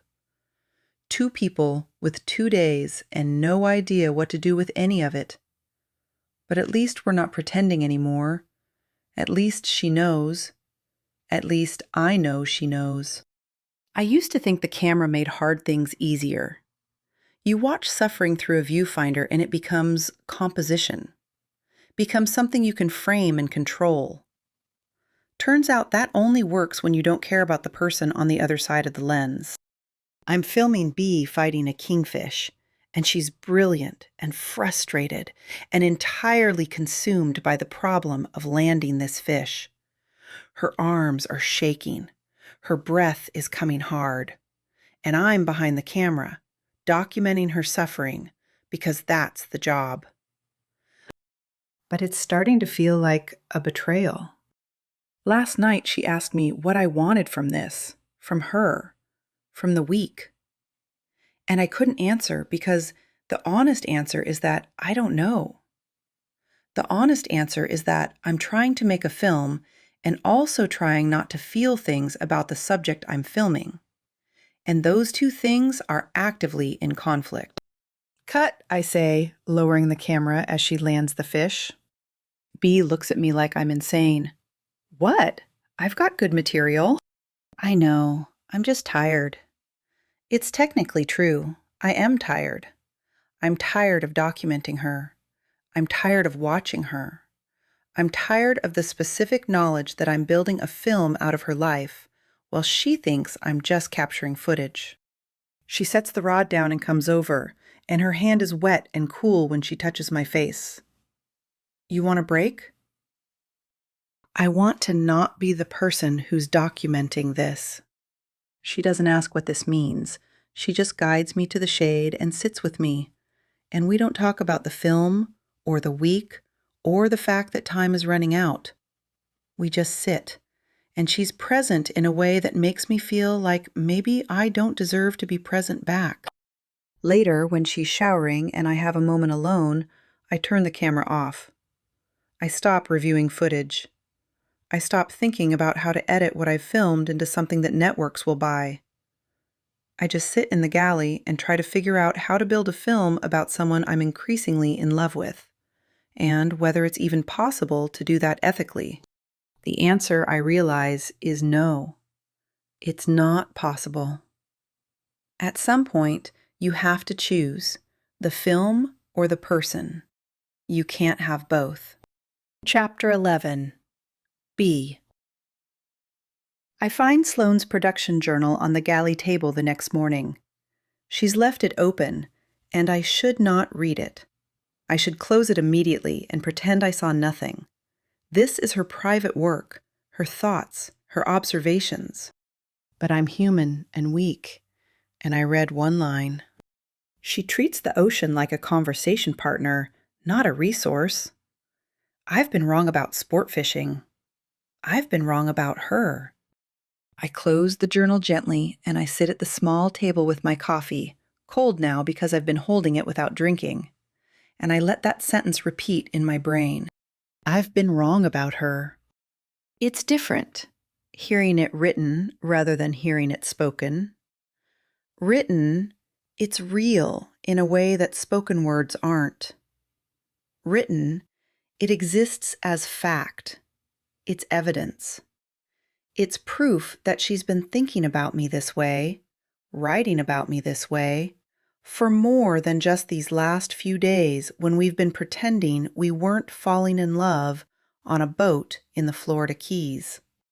I want to ask her when she wrote that. I want to ask what shifted. I want to ask if she meant it when she said it, or if she's just been documenting her own change and using words to make sense of something that doesn't have sense yet. But I don't ask. Instead, I make lunch.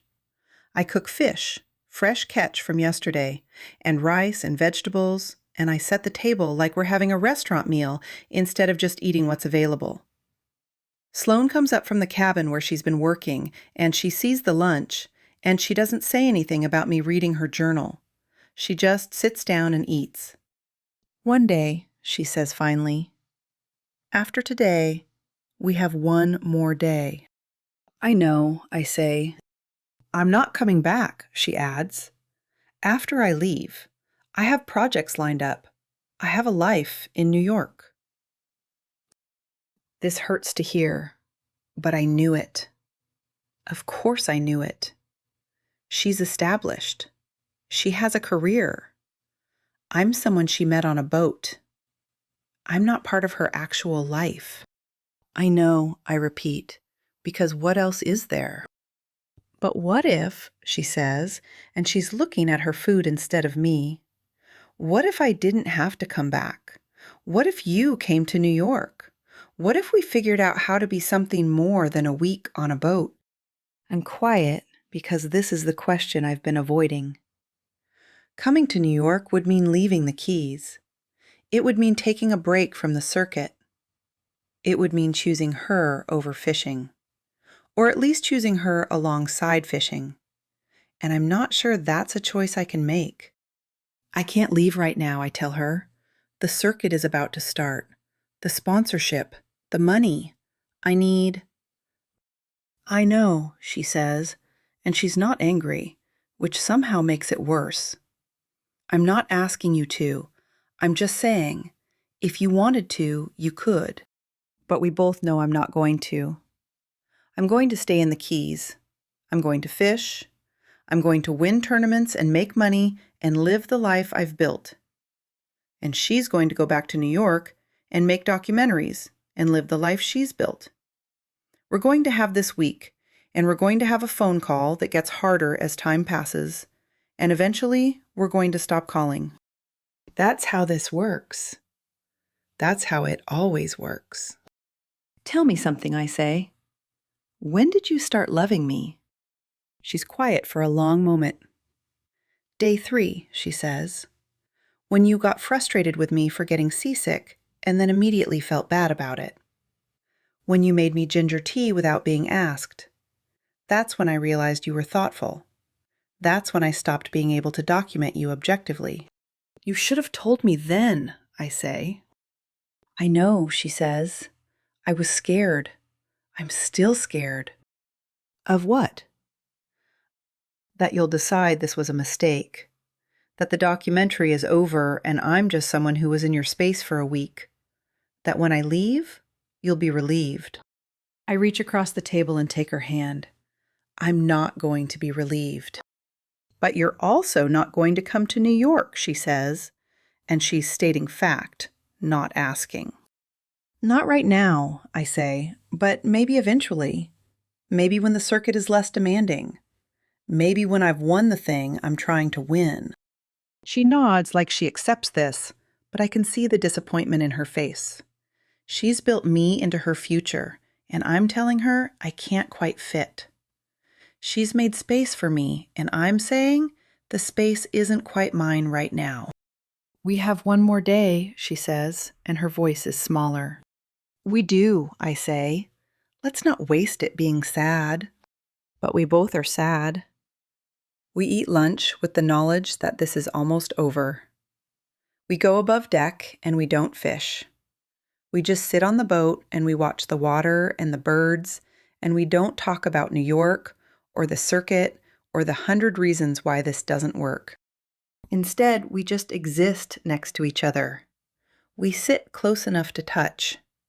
We don't touch because touching feels like it would break something. We just sit and we're sad, and at least we're sad together. That night I lie in my bunk and I replay her words in my head. She treats the ocean like a conversation partner, not a resource. That's how she sees me. That's what she loves, not the winning, Not the money, just the fact that I'm present enough to have a conversation with the ocean. Tomorrow is our last day. Tomorrow we're going to fish because that's what we do. And tomorrow night, she's going to leave and I'm going to stay. And we're going to try to be people who had something beautiful for a week. I don't sleep. The weather forecast said clear skies through Friday. But weather forecasts are written by people who have never actually been on the ocean. By Wednesday afternoon, the wind is picking up from the southeast, and the water has changed color from that clear blue-green to something darker and angrier. Captain Ross is checking lines with the kind of focus that means he's taking it seriously, and I'm doing the same because you don't get to be a successful fisherwoman by ignoring signs. We could head in, I tell him, even though I hate heading in with a day of fishing left. You want to? He's using the casual voice that means he's testing me, seeing if I'm going to be smart or just stubborn. No, but if you think we should. I think we're fine. I think we stay out, fish the morning, head back by afternoon. The storm's still 20 hours away, and Mako Queen is built for weather. I nod because this makes sense, and also because I'm not ready to head back yet. The week is running out. Saturday morning, Sloane leaves, and the boat goes back to just being my space, and everything will return to normal. I want to stretch this out as long as possible, but I also want to not be the kind of person who risks other people's safety because I'm scared of being alone. Sloane is down in the galley when I head below to grab water. She's editing footage, and she looks up when I come in. There's something in her expression that's been there for the last 2 days, like she's trying to figure something out and not quite getting there. Weather's changing, I tell her. I know. Should I be worried? No, but we might be heading in tomorrow afternoon instead of Thursday. She nods slowly. How much time does that take away? Half a day of fishing, nothing critical. But we both know that's not what we're talking about. We're talking about how much time that takes away from this, from whatever this is between us, from the specific bubble of a week on a boat where normal rules don't apply. That's okay, she says finally. We'll make it work. But we both know we won't. Once we're back on land, this ends. Whatever this is will evaporate like spray hitting the hot deck. Chapter 12. Sloane. The last day is cruel. The weather is perfect. The light is perfect. The water is perfect. Everything is exactly right, and it's all happening for the last time.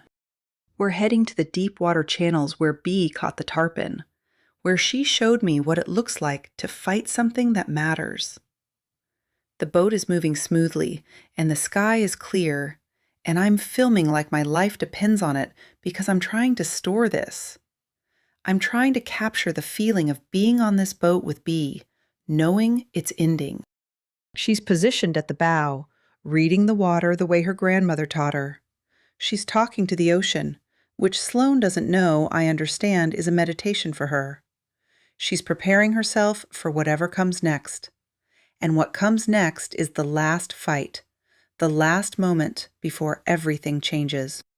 I have the camera rolling, and I'm watching her through the lens, and I'm also just watching her.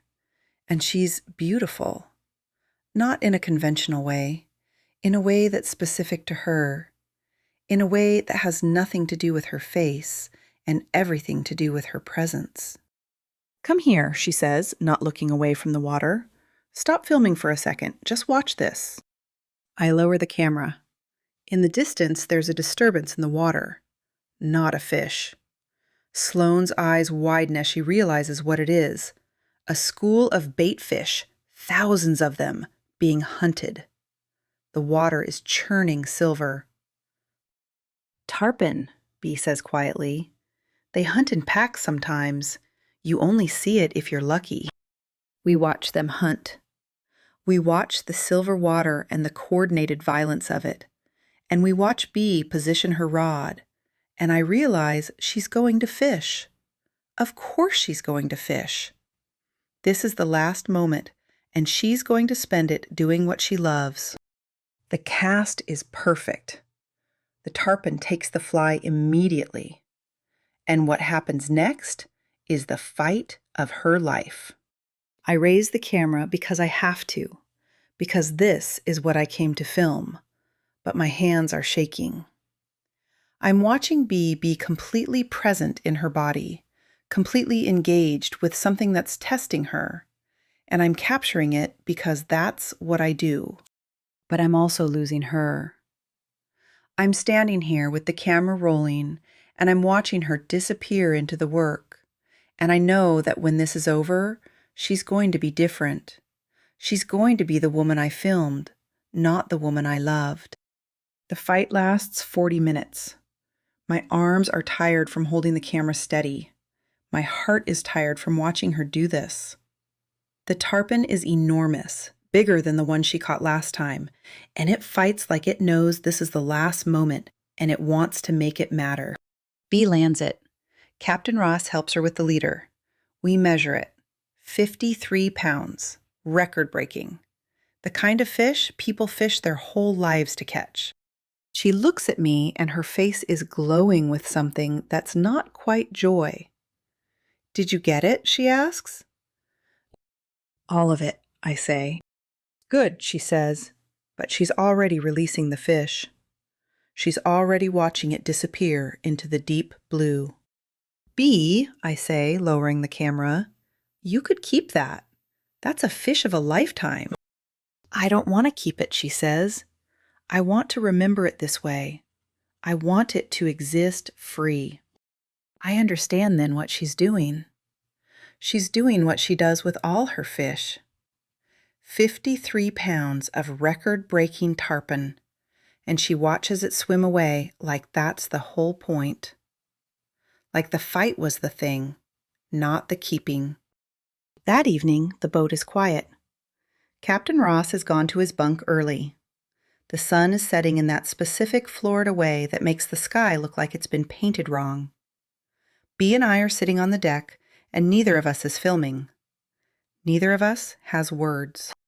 "You said your ex told you that you were more married to your camera than to anything real," Bea says suddenly. I keep thinking about that. Because maybe my version is the same thing. Maybe I've been more married to the ocean than to anything with a pulse. What if you're right? What if I actually do treat things better when I'm present with them? "You do," I say. "Then maybe," she says, "that's enough. Maybe that's the thing I can offer you. Full presence. Even if I'm not in New York.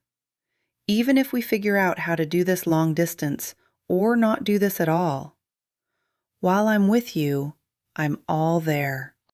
I'm crying, I realize. I'm crying at sunset on the last day. "I don't know how to do this," I tell her. "I don't know how to love someone long distance. I don't know how to give you space to fish and also keep you." "I know," she says. "Neither do I. But I want to try." She reaches over and takes my hand, and we sit like that, holding hands on the deck of the Mako Queen, watching the sun disappear into an ocean that's about to give us back to regular life. Tomorrow, I'm getting on a plane. Tomorrow, we're going back to being people who talked once on a boat. But tonight, we're together. Tonight, we're enough. Chapter 13.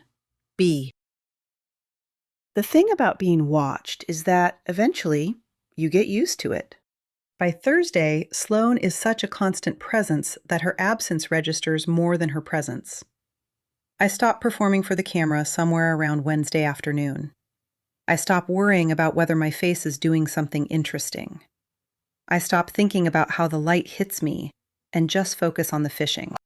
But that means something else has changed. Now she's seen the actual me, the one without the performance filter, the one who gets frustrated when the permit won't bite, The one who whispers things to the water like it's a person I'm trying to negotiate with. The one who cries a little bit when I release a particularly beautiful fish, because I know I'll probably never see it again. We're heading back tomorrow morning. The weather held longer than Ross predicted, and we got a full day of fishing out of Wednesday, which means we're both satisfied and also both aware that time is running out. I want to film you releasing the last catch, Sloane says as we're watching the sunset tonight. Something like closure, I guess. That's not how fishing works. There is no closure. You just stop fishing when you run out of time. I know, but for the film, I repeat, and there's an edge to it that wasn't there before. Sloane stops. What's wrong? Nothing, just...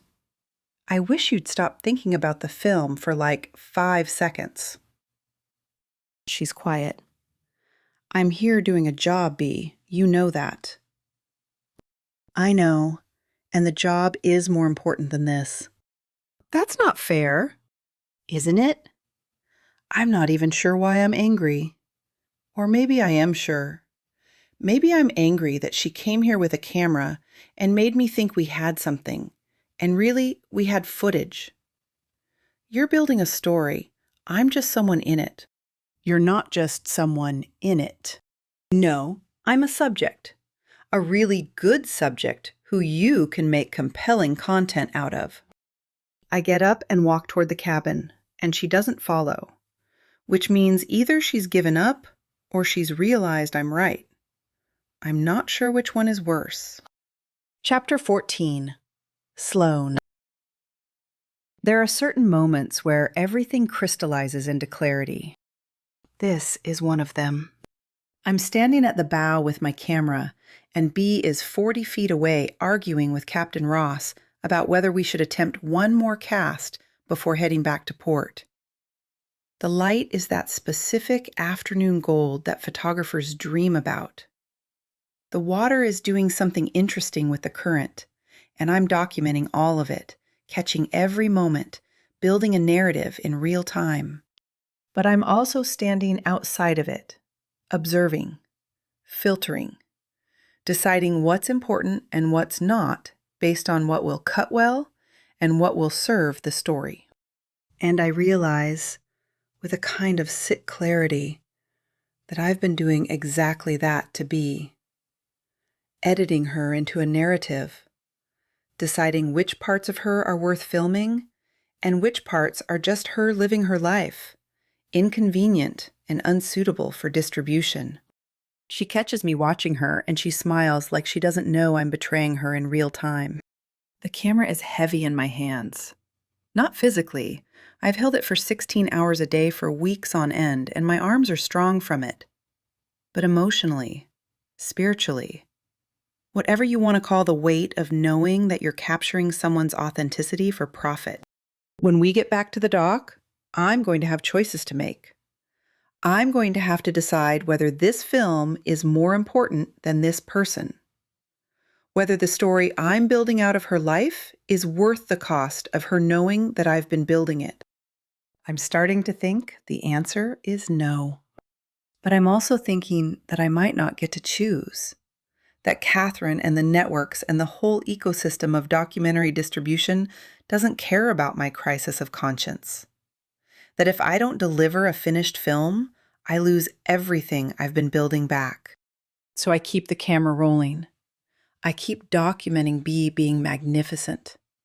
I keep building the story. And I try not to think about the moment when she finds out that I've been doing this the whole time. That every moment of our week together has been filtered through the lens of what makes good footage. Last night was a disaster, and today I'm not sure how to fix it. The water is still beautiful. The light is still perfect. We're catching fish and documenting it all, and it should feel amazing. But instead, it feels hollow because of the crater that Bea blew open yesterday. She's right, obviously. She's completely right. I came here to build a story about her, and somewhere in the process of building that story, I started seeing her as a person instead of a narrative. But that doesn't make her less right. It just makes me complicit in something I didn't fully understand I was doing. So I have a choice. I can finish the film and let her find out later that I've been filming the parts she didn't agree to, the looks, the touches, the way her face changes when she talks about the ocean. Or I can tell her now and watch her realize that every warm moment this week had a camera pointed at it. Neither option is good.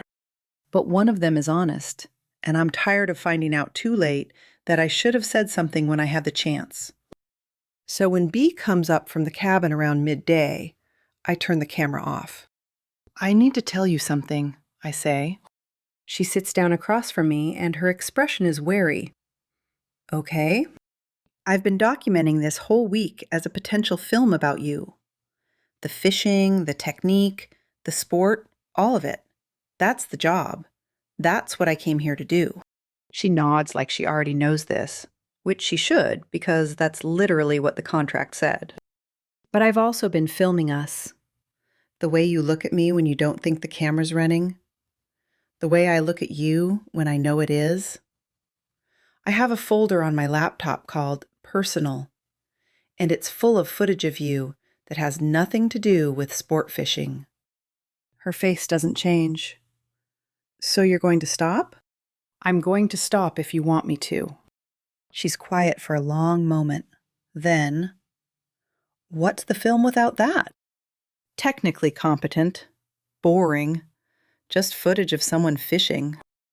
But with that, it's something else. It's something real." She stands up and goes to the rail, and I don't follow because she needs space, and I've taken enough of that for 1 week. Chapter 15. Bea. Morning comes too fast. The sun is up and Sloane is already packed, and the beautiful week is officially over. We're heading back to Key West to drop her at the airport, and the boat feels different now that she's leaving. It feels smaller. It feels like an empty space. She comes up from the cabin with her camera bag and her roller suitcase, and she's tried to make herself look like someone ready for a plane. But I can see the exhaustion underneath. I can see that she didn't sleep last night either. Captain Ross is at the helm, humming something Cajun under his breath. He does that when he's trying to give people room without leaving them entirely alone. He's got his phone out, probably texting Marie about dinner, and the normalcy of it makes me ache. 22 years of someone to text about dinner. "I'm going to call you from New York," Sloane says, and it sounds like a question. "You better," I say. "If you don't, I'm going to assume you crashed, and I'm going to feel like a terrible person for not being there." "That's emotionally manipulative," she says, but she's smiling slightly. "I'm emotionally manipulative when I'm sad," I tell her. "You should know that about me, for later."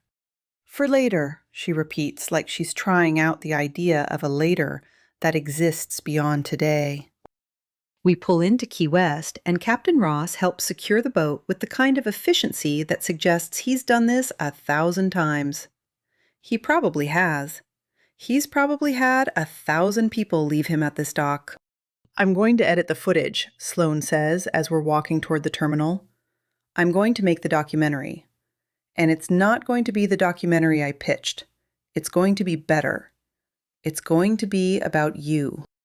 "I don't want to be about me," I tell her. "Too bad," she says. "That's what I filmed. That's what matters. You on a boat, being fully yourself. That's the documentary." I hug her at the security line, and it's awkward because we're still figuring out how to be physical with each other. But she hugs me back, and her camera bag is between us. And then she's moving into the security checkpoint, and I'm watching her go. "Wait," I say, and she stops. "What?" She's turned back, and there's hope in her face. I don't have anything to say. I just wanted to look at her one more time before she disappeared into the airport. "Nothing," I say. "Go make your documentary." She nods, and then she's gone. Through security, and I'm standing in a Florida airport watching her disappear into a crowd of tourists and business travelers. I drive back to the dock in Captain Ross's car. The Mako Queen is waiting, and it's exactly the same as it's always been, except it's not. It's different because I'm different. I'm different because Sloane was here and now she's not. That afternoon, I get a text from Catherine, Sloane's producer. There's been a development with the series, budget issues. The Women in Extreme Sports series is being canceled. No episodes, no distribution. I call Sloane immediately. She answers like she's been waiting for me to call. I heard, she says before I can say anything. Catherine just told me. So the documentary is dead, she finishes. The whole thing is dead. I'm quiet because I don't know what to say. All of this was for a documentary that's never going to exist. All of this footage of me is going to sit on her hard drive and never be seen. I'm going to make it anyway, she says suddenly. I'm going to edit it myself. I'm going to fund it myself. I'm going to make it because the footage is too good to shelve and because you deserve to be seen this way. Sloane, that's not your job anymore. I know, she says. That's why I'm going to do it. I'm sitting in my apartment in the Keys, and she's somewhere in an airport, and we're talking about a documentary that started as obligation and became something neither of us can quite let go of. That's when I realize what's happening. She's not letting go. She's coming back to the boat. She's staying in my life. Not because it's her job, because it matters. Come back, I say. I just left, she says. I know. Come back anyway. Spend a weekend. Work on the footage here. Figure out how to do this long-distance thing with actual practice. There's a long pause. Then, my flight to New York leaves in 2 hours. I can't come back this weekend. My chest drops like she's just said goodbye forever. But I can come back next month, she continues. If that's okay. If you want that. I want that, I say immediately. I want that more than I want to breathe right now. Okay, she says, and I can hear her smiling through the phone. Then I'll come back. We'll figure it out. It's not over. I don't let myself think about the fact that a month is a long time. I just hold on to the knowledge that she's coming back. The first week is fine. I fish. I win a local tournament in Isla Mirada. Nothing major, but the prize money covers my fuel for the month. Captain Ross and I take the Mako Queen out for maintenance runs, and he doesn't mention Sloane, which means he's thinking about her constantly. The second week, Sloane calls from New York at 11 p.m. and there's traffic noise behind her, and she sounds like a different person. Her voice is faster. Her sentences are shorter. She talks about a meeting with Catherine that went badly, something about distribution rights and who owns the footage, and I realize I don't understand her world at all. I know boats and water and fish. I don't know distribution rights. I miss the quiet, she says at one point, and I can hear the honking behind her, and I want to tell her to come back right now, tonight. But that's not how this works. The third week, I call her, and she doesn't pick up. She texts back 2 hours later. Editing, sorry, call you tomorrow? She calls the next day, and we talk for 12 minutes, and it feels like checking a box. By the fourth week, I'm fishing angry. I fight a tarpon so hard that my shoulders lock up for 2 days, and Captain Ross tells me to take a break, and I snap at him, which I've never done. She's coming this weekend, he says, not looking at me. I know. So stop punishing the fish for it. When Sloane finally arrives on a Friday evening flight, she has bags under her eyes, and her camera bag is heavier than I remember. She stands at the arrivals curb, and I'm in Captain Ross's truck, and for a second, we just look at each other through the windshield, like strangers, trying to remember how they know each other.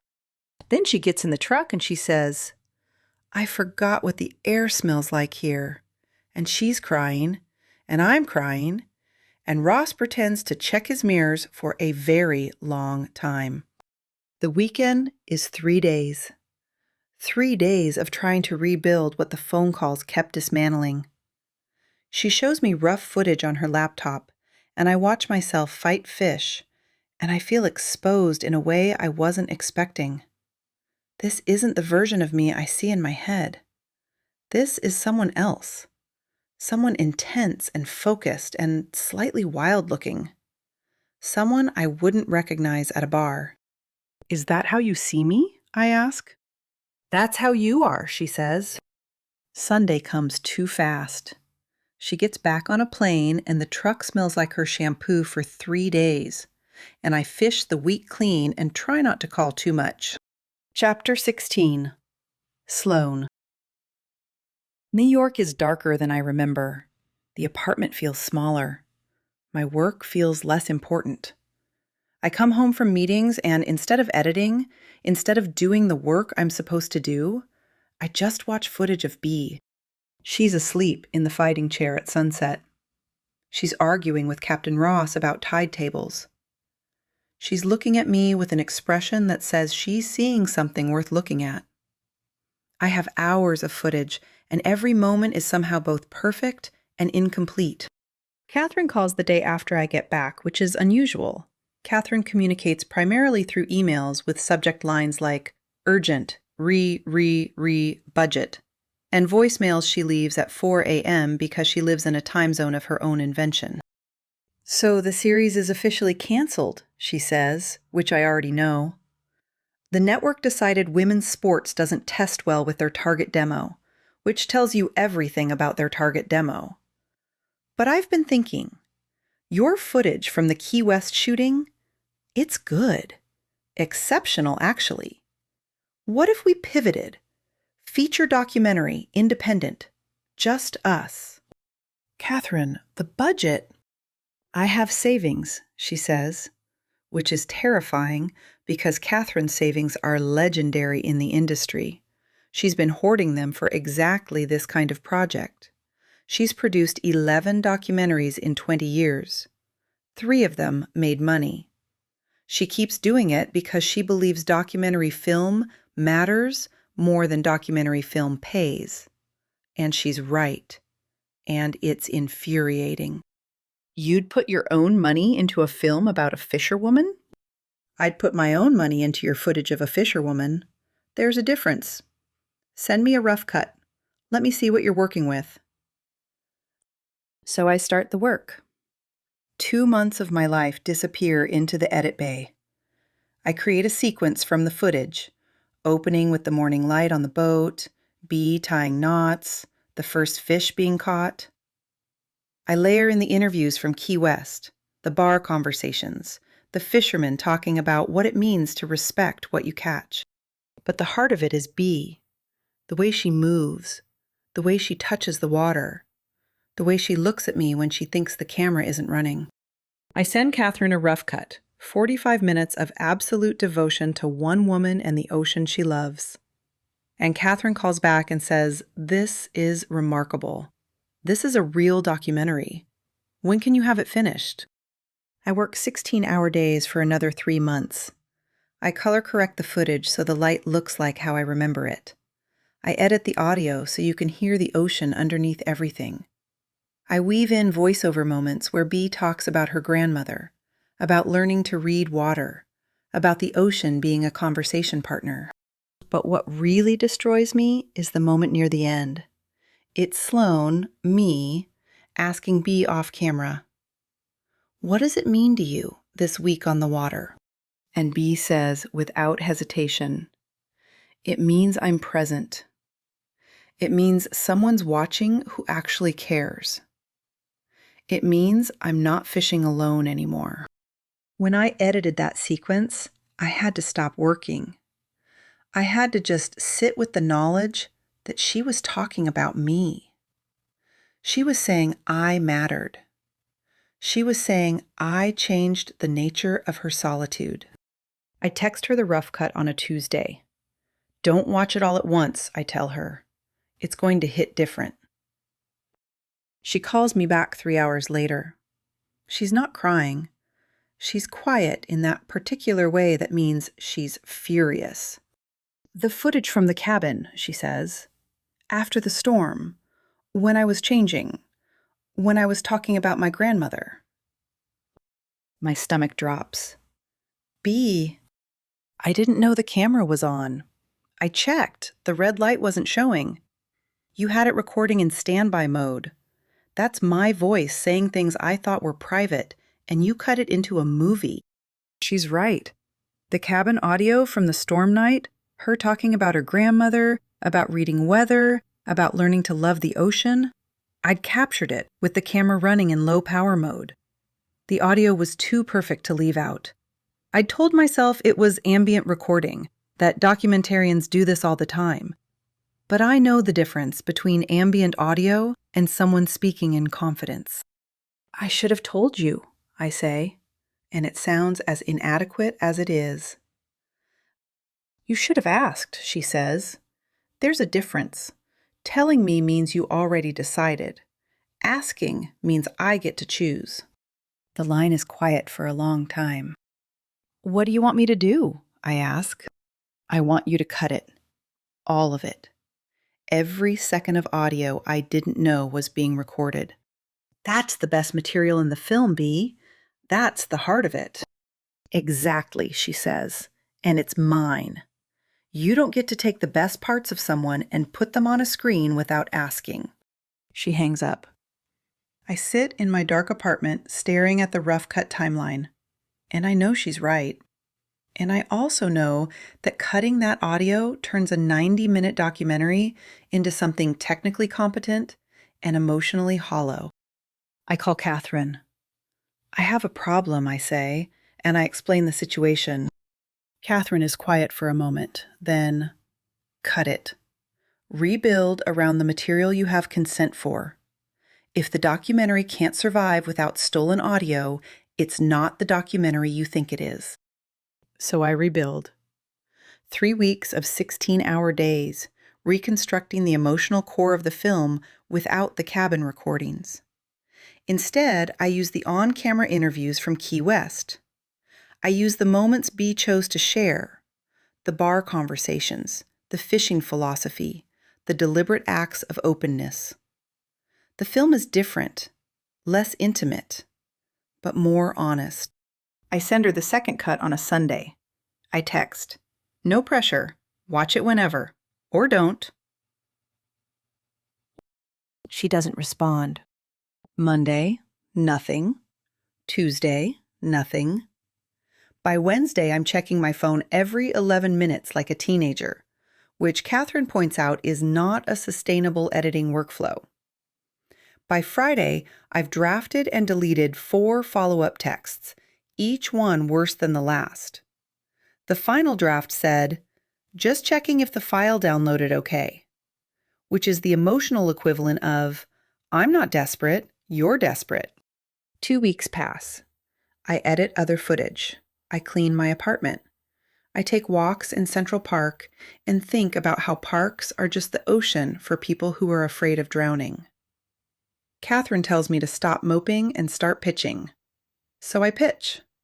I pitch badly. I pitch like a woman whose heart is on a fishing boat in Florida and whose body is in a conference room explaining ROI to people who think documentaries are podcasts with pictures. On a Tuesday, 17 days after I sent the cut, my phone buzzes. I watched it. That's it. 3 words. I stare at the screen for a full minute trying to decode whether I watched it is good or bad or neutral, and then I realize I'm trying to read the emotional temperature of a text message like it's ocean water, which is exactly the kind of thing Bea would make fun of me for. Me. And 3 dots. 3 dots disappearing. 3 dots again.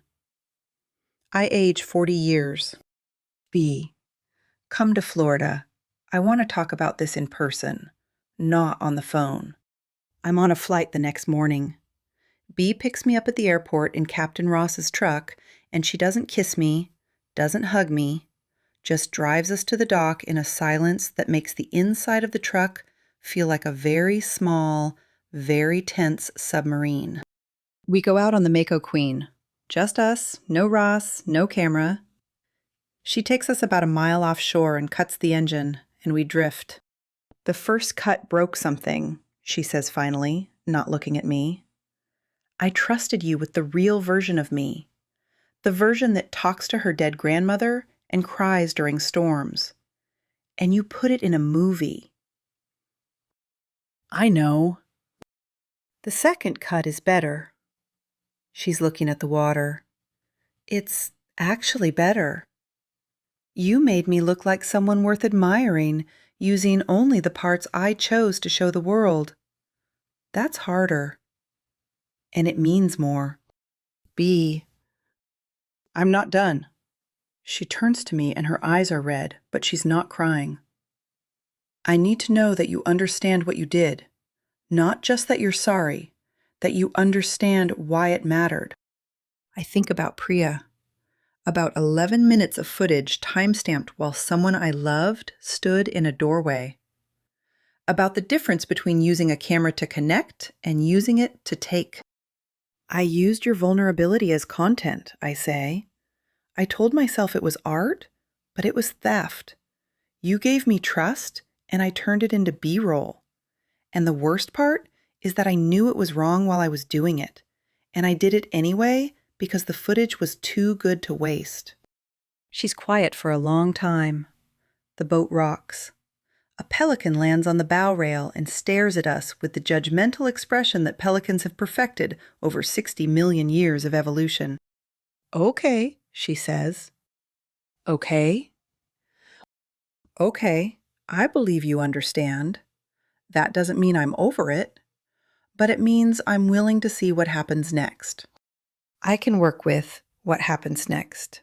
She almost smiles. Almost. "Don't push it."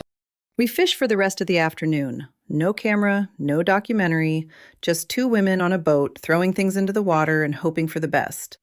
Which is also a pretty decent metaphor for whatever we're doing. I catch nothing. Bea catches a small snapper and releases it without commentary. On the ride back, she lets me sit next to her at the helm, and our shoulders touch, and she doesn't move away. It takes another month.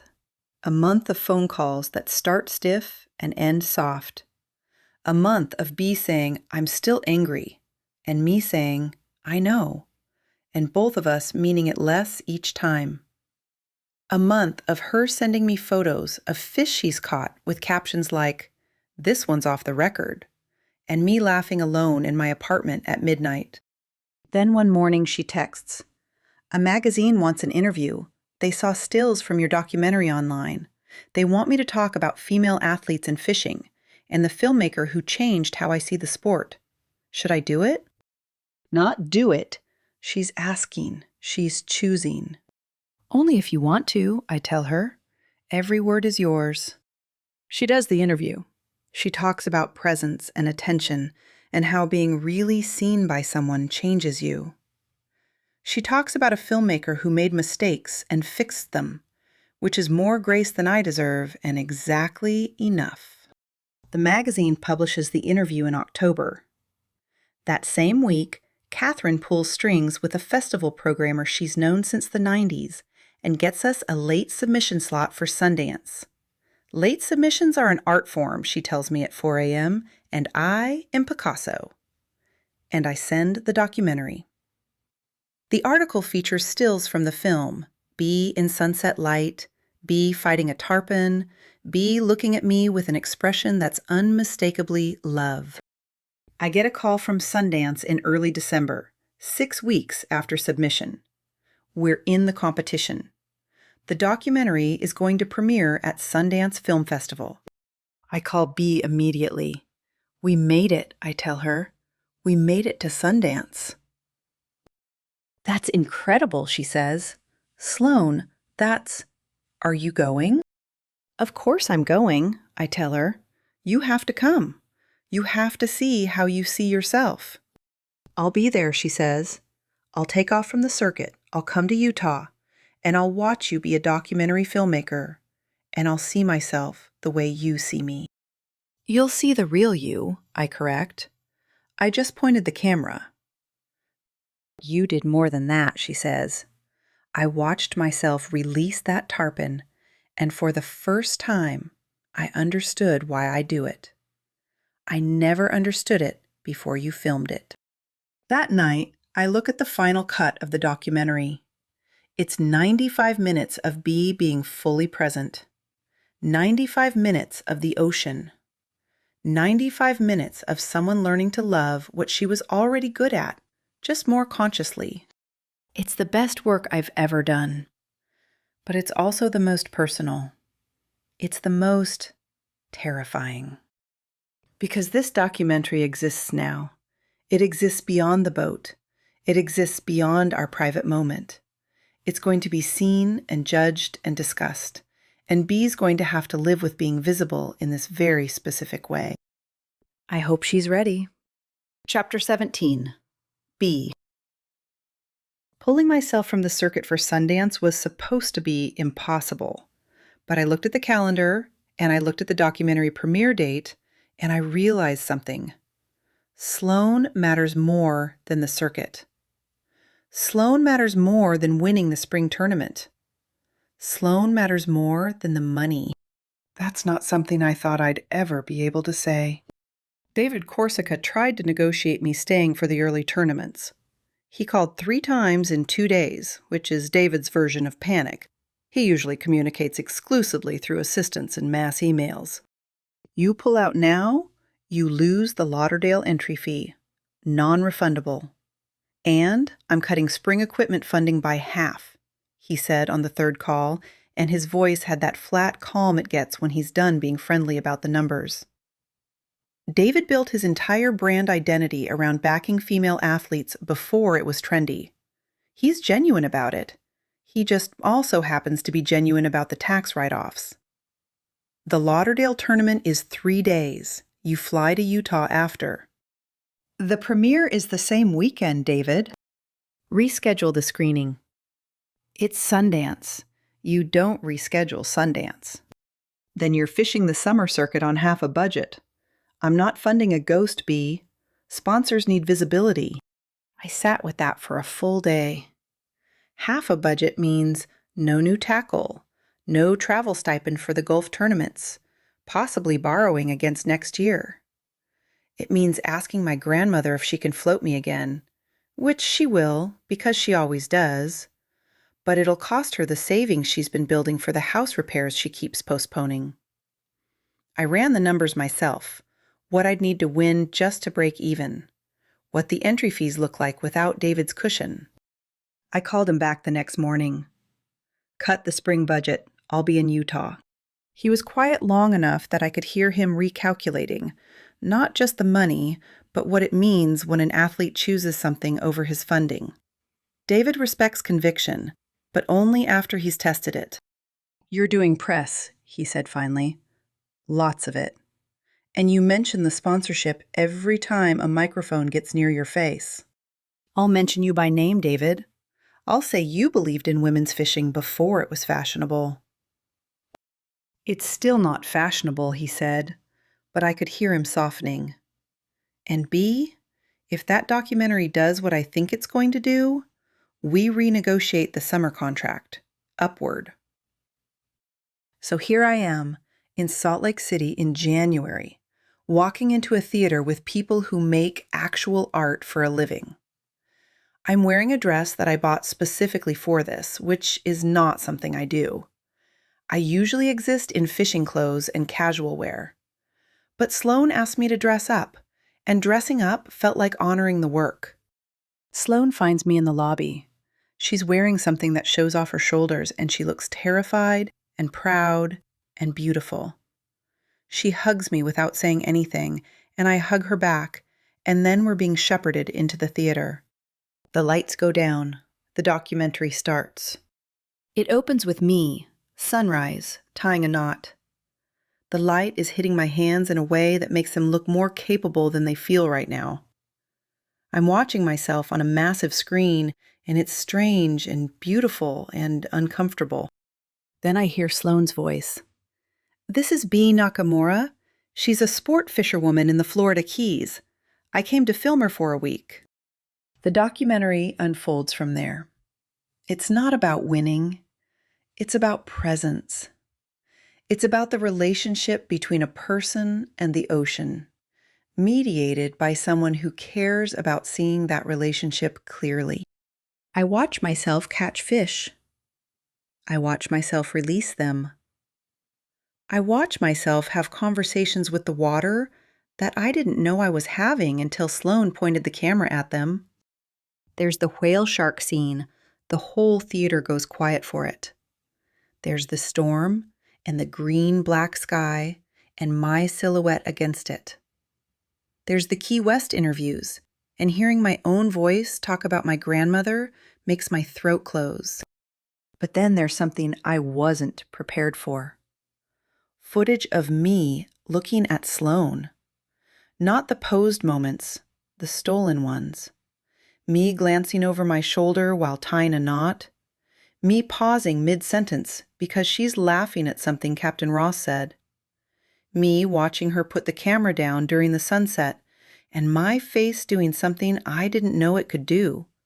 Going soft and unguarded and completely visible. The woman next to me in the theater, a stranger, reaches over and touches my arm. "That's you," she whispers, and I nod because I can't speak. I'm crying.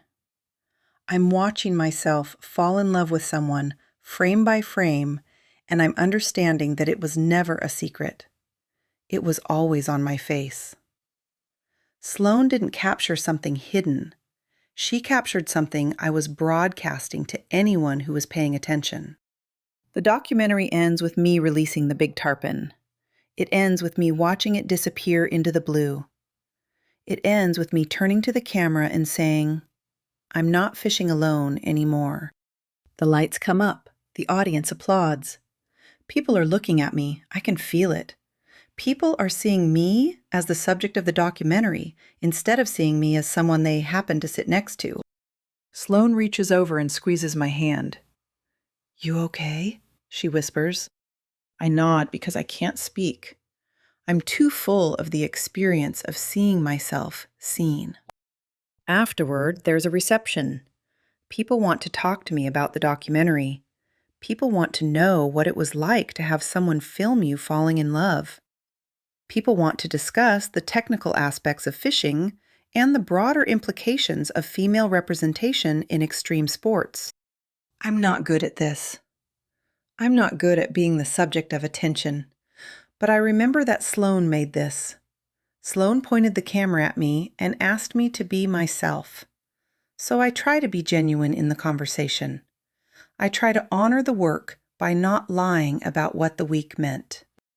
"It changed how I fish," I tell one journalist. "Having someone really paying attention. It changed what I thought was important." "What's important to you now?" she asks. "Being present," I say immediately. Presence is everything. By the end of the reception, I'm exhausted. But Sloane pulls me aside and we find a quiet corner in the theater and we just sit together. "I'm sorry," she says suddenly. "For what?" "For making you visible," she says. "For putting you on screen like that. You didn't ask for it. You didn't—" "Sloane," I interrupt, "I've never been more not sorry about something. You saw me. You made me see myself. That's not something to apologize for." She's quiet for a moment. Then, "What now?" "What do you mean?" "We've done this," she says, gesturing toward the theater. "We've made the documentary. We've premiered it. We've told the story. What happens next?"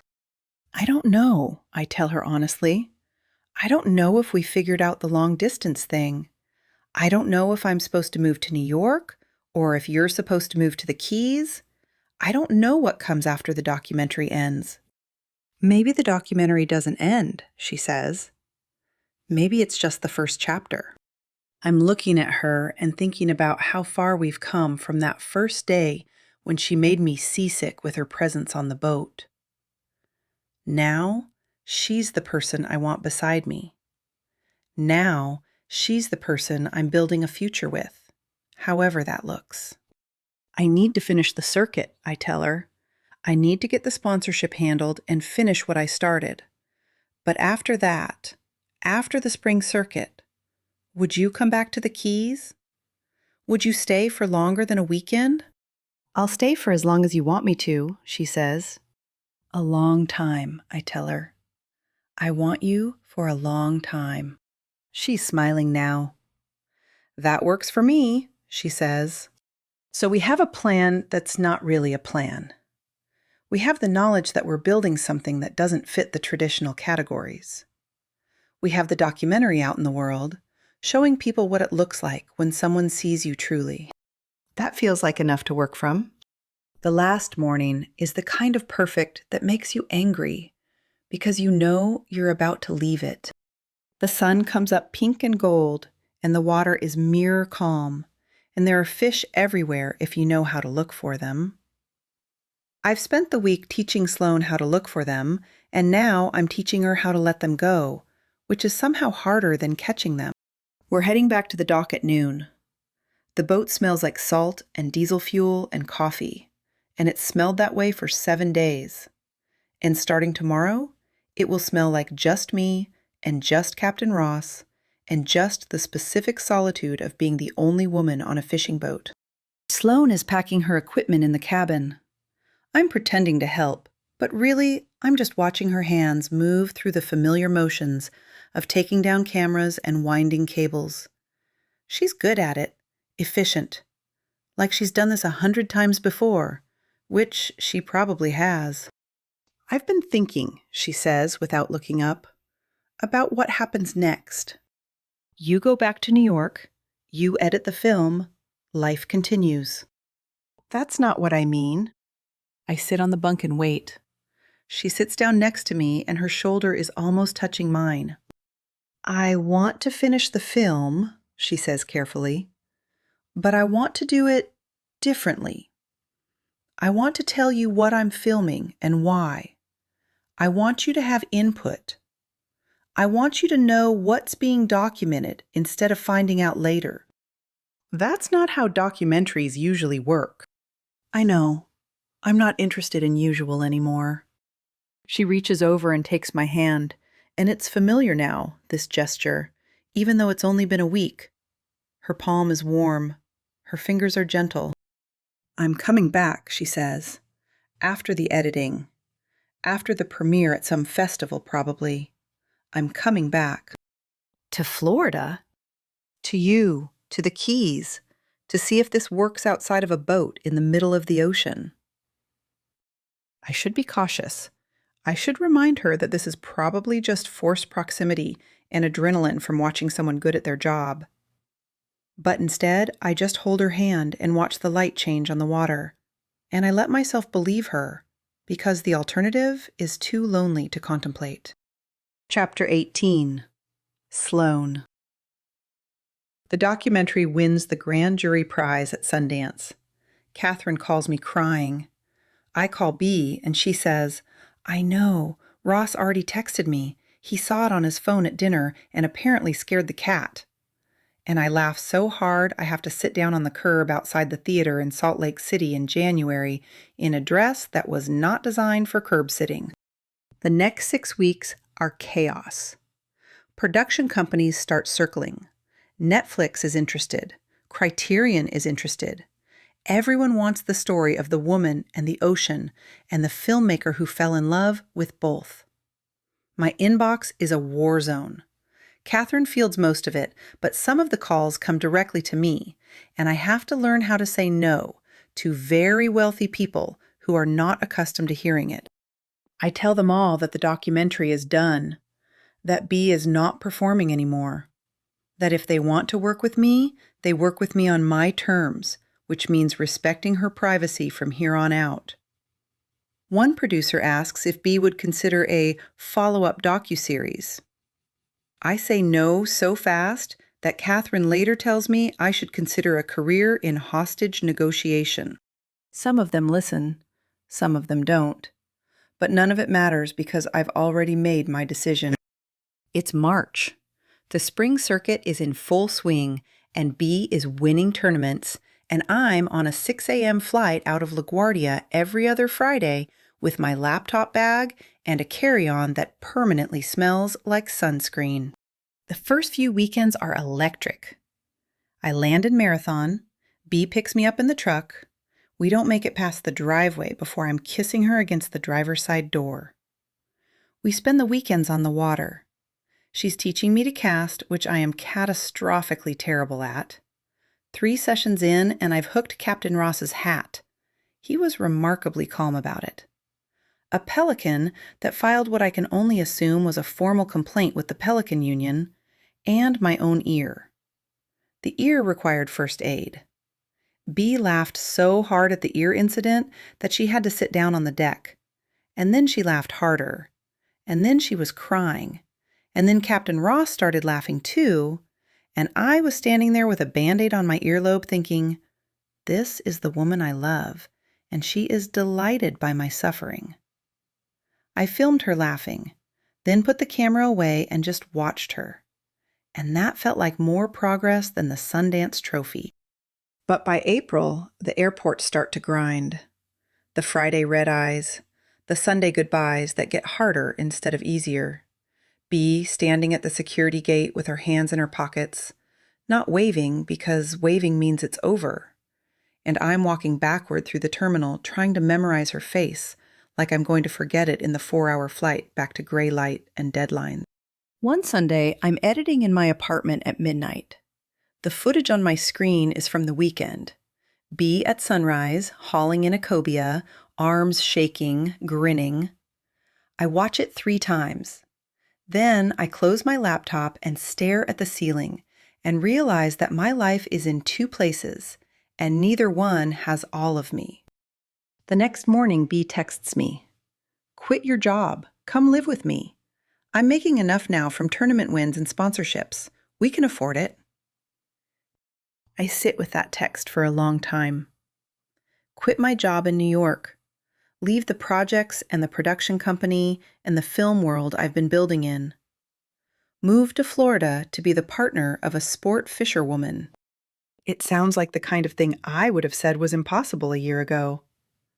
It sounds like compromising everything I worked for. But I call Catherine and I tell her I'm stepping back from the company. I tell her I'm going to freelance. I'm going to work on my own projects. I'm going to do things on my timeline. You're following a woman to Florida, Catherine says, and she's not judgmental, just observant. I'm following love to Florida, I correct. The woman is just the reason I'm willing to live somewhere that considers humidity a personality trait. Are you sure? Catherine asks. Because you gave up a lot for that camera. Are you sure you're not just transferring that obsession to a person? I think about that question very seriously. I think about my relationship with Priya, about the way the camera came between us. I think about the difference between being obsessed with documenting something and being in love with it. I'm sure, I tell Catherine, because I stopped documenting her. I put the camera down. And I still love her. That's the difference. 2 weeks later, I'm loading my car with the important things from my New York apartment. I'm keeping the apartment, just in case, Catherine says, and I appreciate her hedging. But I'm taking my editing equipment, my smaller cameras, my life. The drive to Florida is 30 hours. I do it in 2 days, and I'm exhausted and wired when I pull up to Bea's house.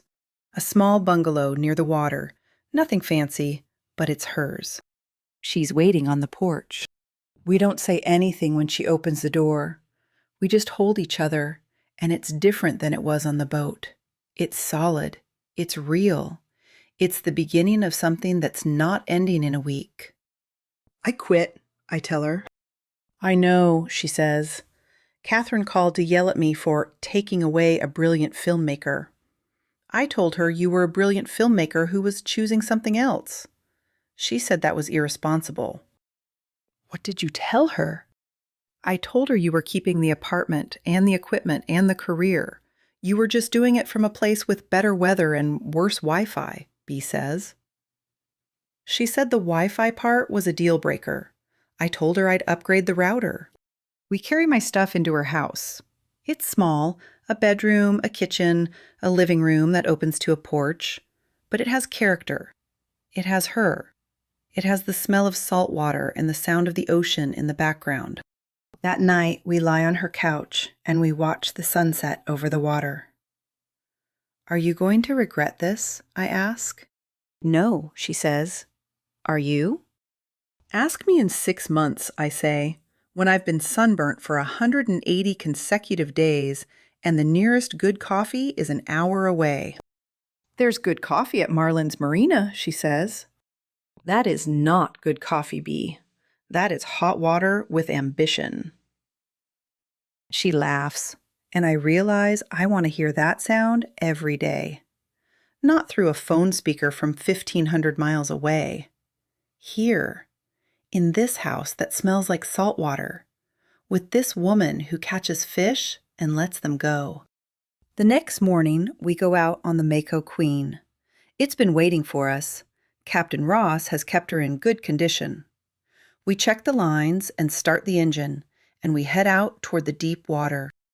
Bea is in her element. The boat knows her movements. The water recognizes her presence. She's completely, utterly herself out here. I have a camera with me, a small one. I film the morning light hitting the water. I film Bea reading the current. I film her smile when she hooks a fish. Just a small one, not a tournament fish, just something alive and beautiful and worth catching and releasing. But I also put the camera down. I sit next to her and I watch with my actual eyes. I experience the moment without documenting it. And that moment is just as real as anything I've captured on film. Bea hooks something around noon. Not a tournament fish, something small and scrappy that fights like it has somewhere to be. She laughs while she reels it in, and Captain Ross shakes his head from the helm, and I sit there with my camera in my lap and my eyes on her face, and I don't film it. I just watch. She releases the fish. It disappears into the blue in about 2 seconds, gone like it was never there. Bea wipes her hands on her shorts and looks over at me. You didn't film that, she says. No. It was a good catch. I know. I saw it. She grins, the real one, not the one she uses for sponsors. Good, she says, and goes back to reading the water. Captain Ross turns the boat toward home. The sun is doing its Florida thing, going from white to gold to something that looks like it can't possibly be real. Bea is at the bow. I'm on the bench seat. The camera is in my bag and my hands are empty. And for a second, I feel that old itch, the instinct to reach for the lens, to frame the light on her shoulders, to make this moment into something I can keep on a hard drive. Instead, I get up and walk to the bow and lean into the railing next to her. I dip my hand into the water. It's warm and fast and alive against my fingers. Bea glances at me, and I reach for her hand instead of my camera bag, and her fingers close around mine, salt water and all. The water is turning colors I don't have names for. Tomorrow she has a tournament. Tomorrow I'll set up my editing equipment in her spare room and start figuring out what freelance looks like from a bungalow in the Keys. Tomorrow, the ordinary work of building a life together starts. The grocery runs and the Wi-Fi complaints and the negotiation of closet space between fishing gear and camera equipment. But right now we're on the water, heading home, and the fish are out there somewhere, and so are we.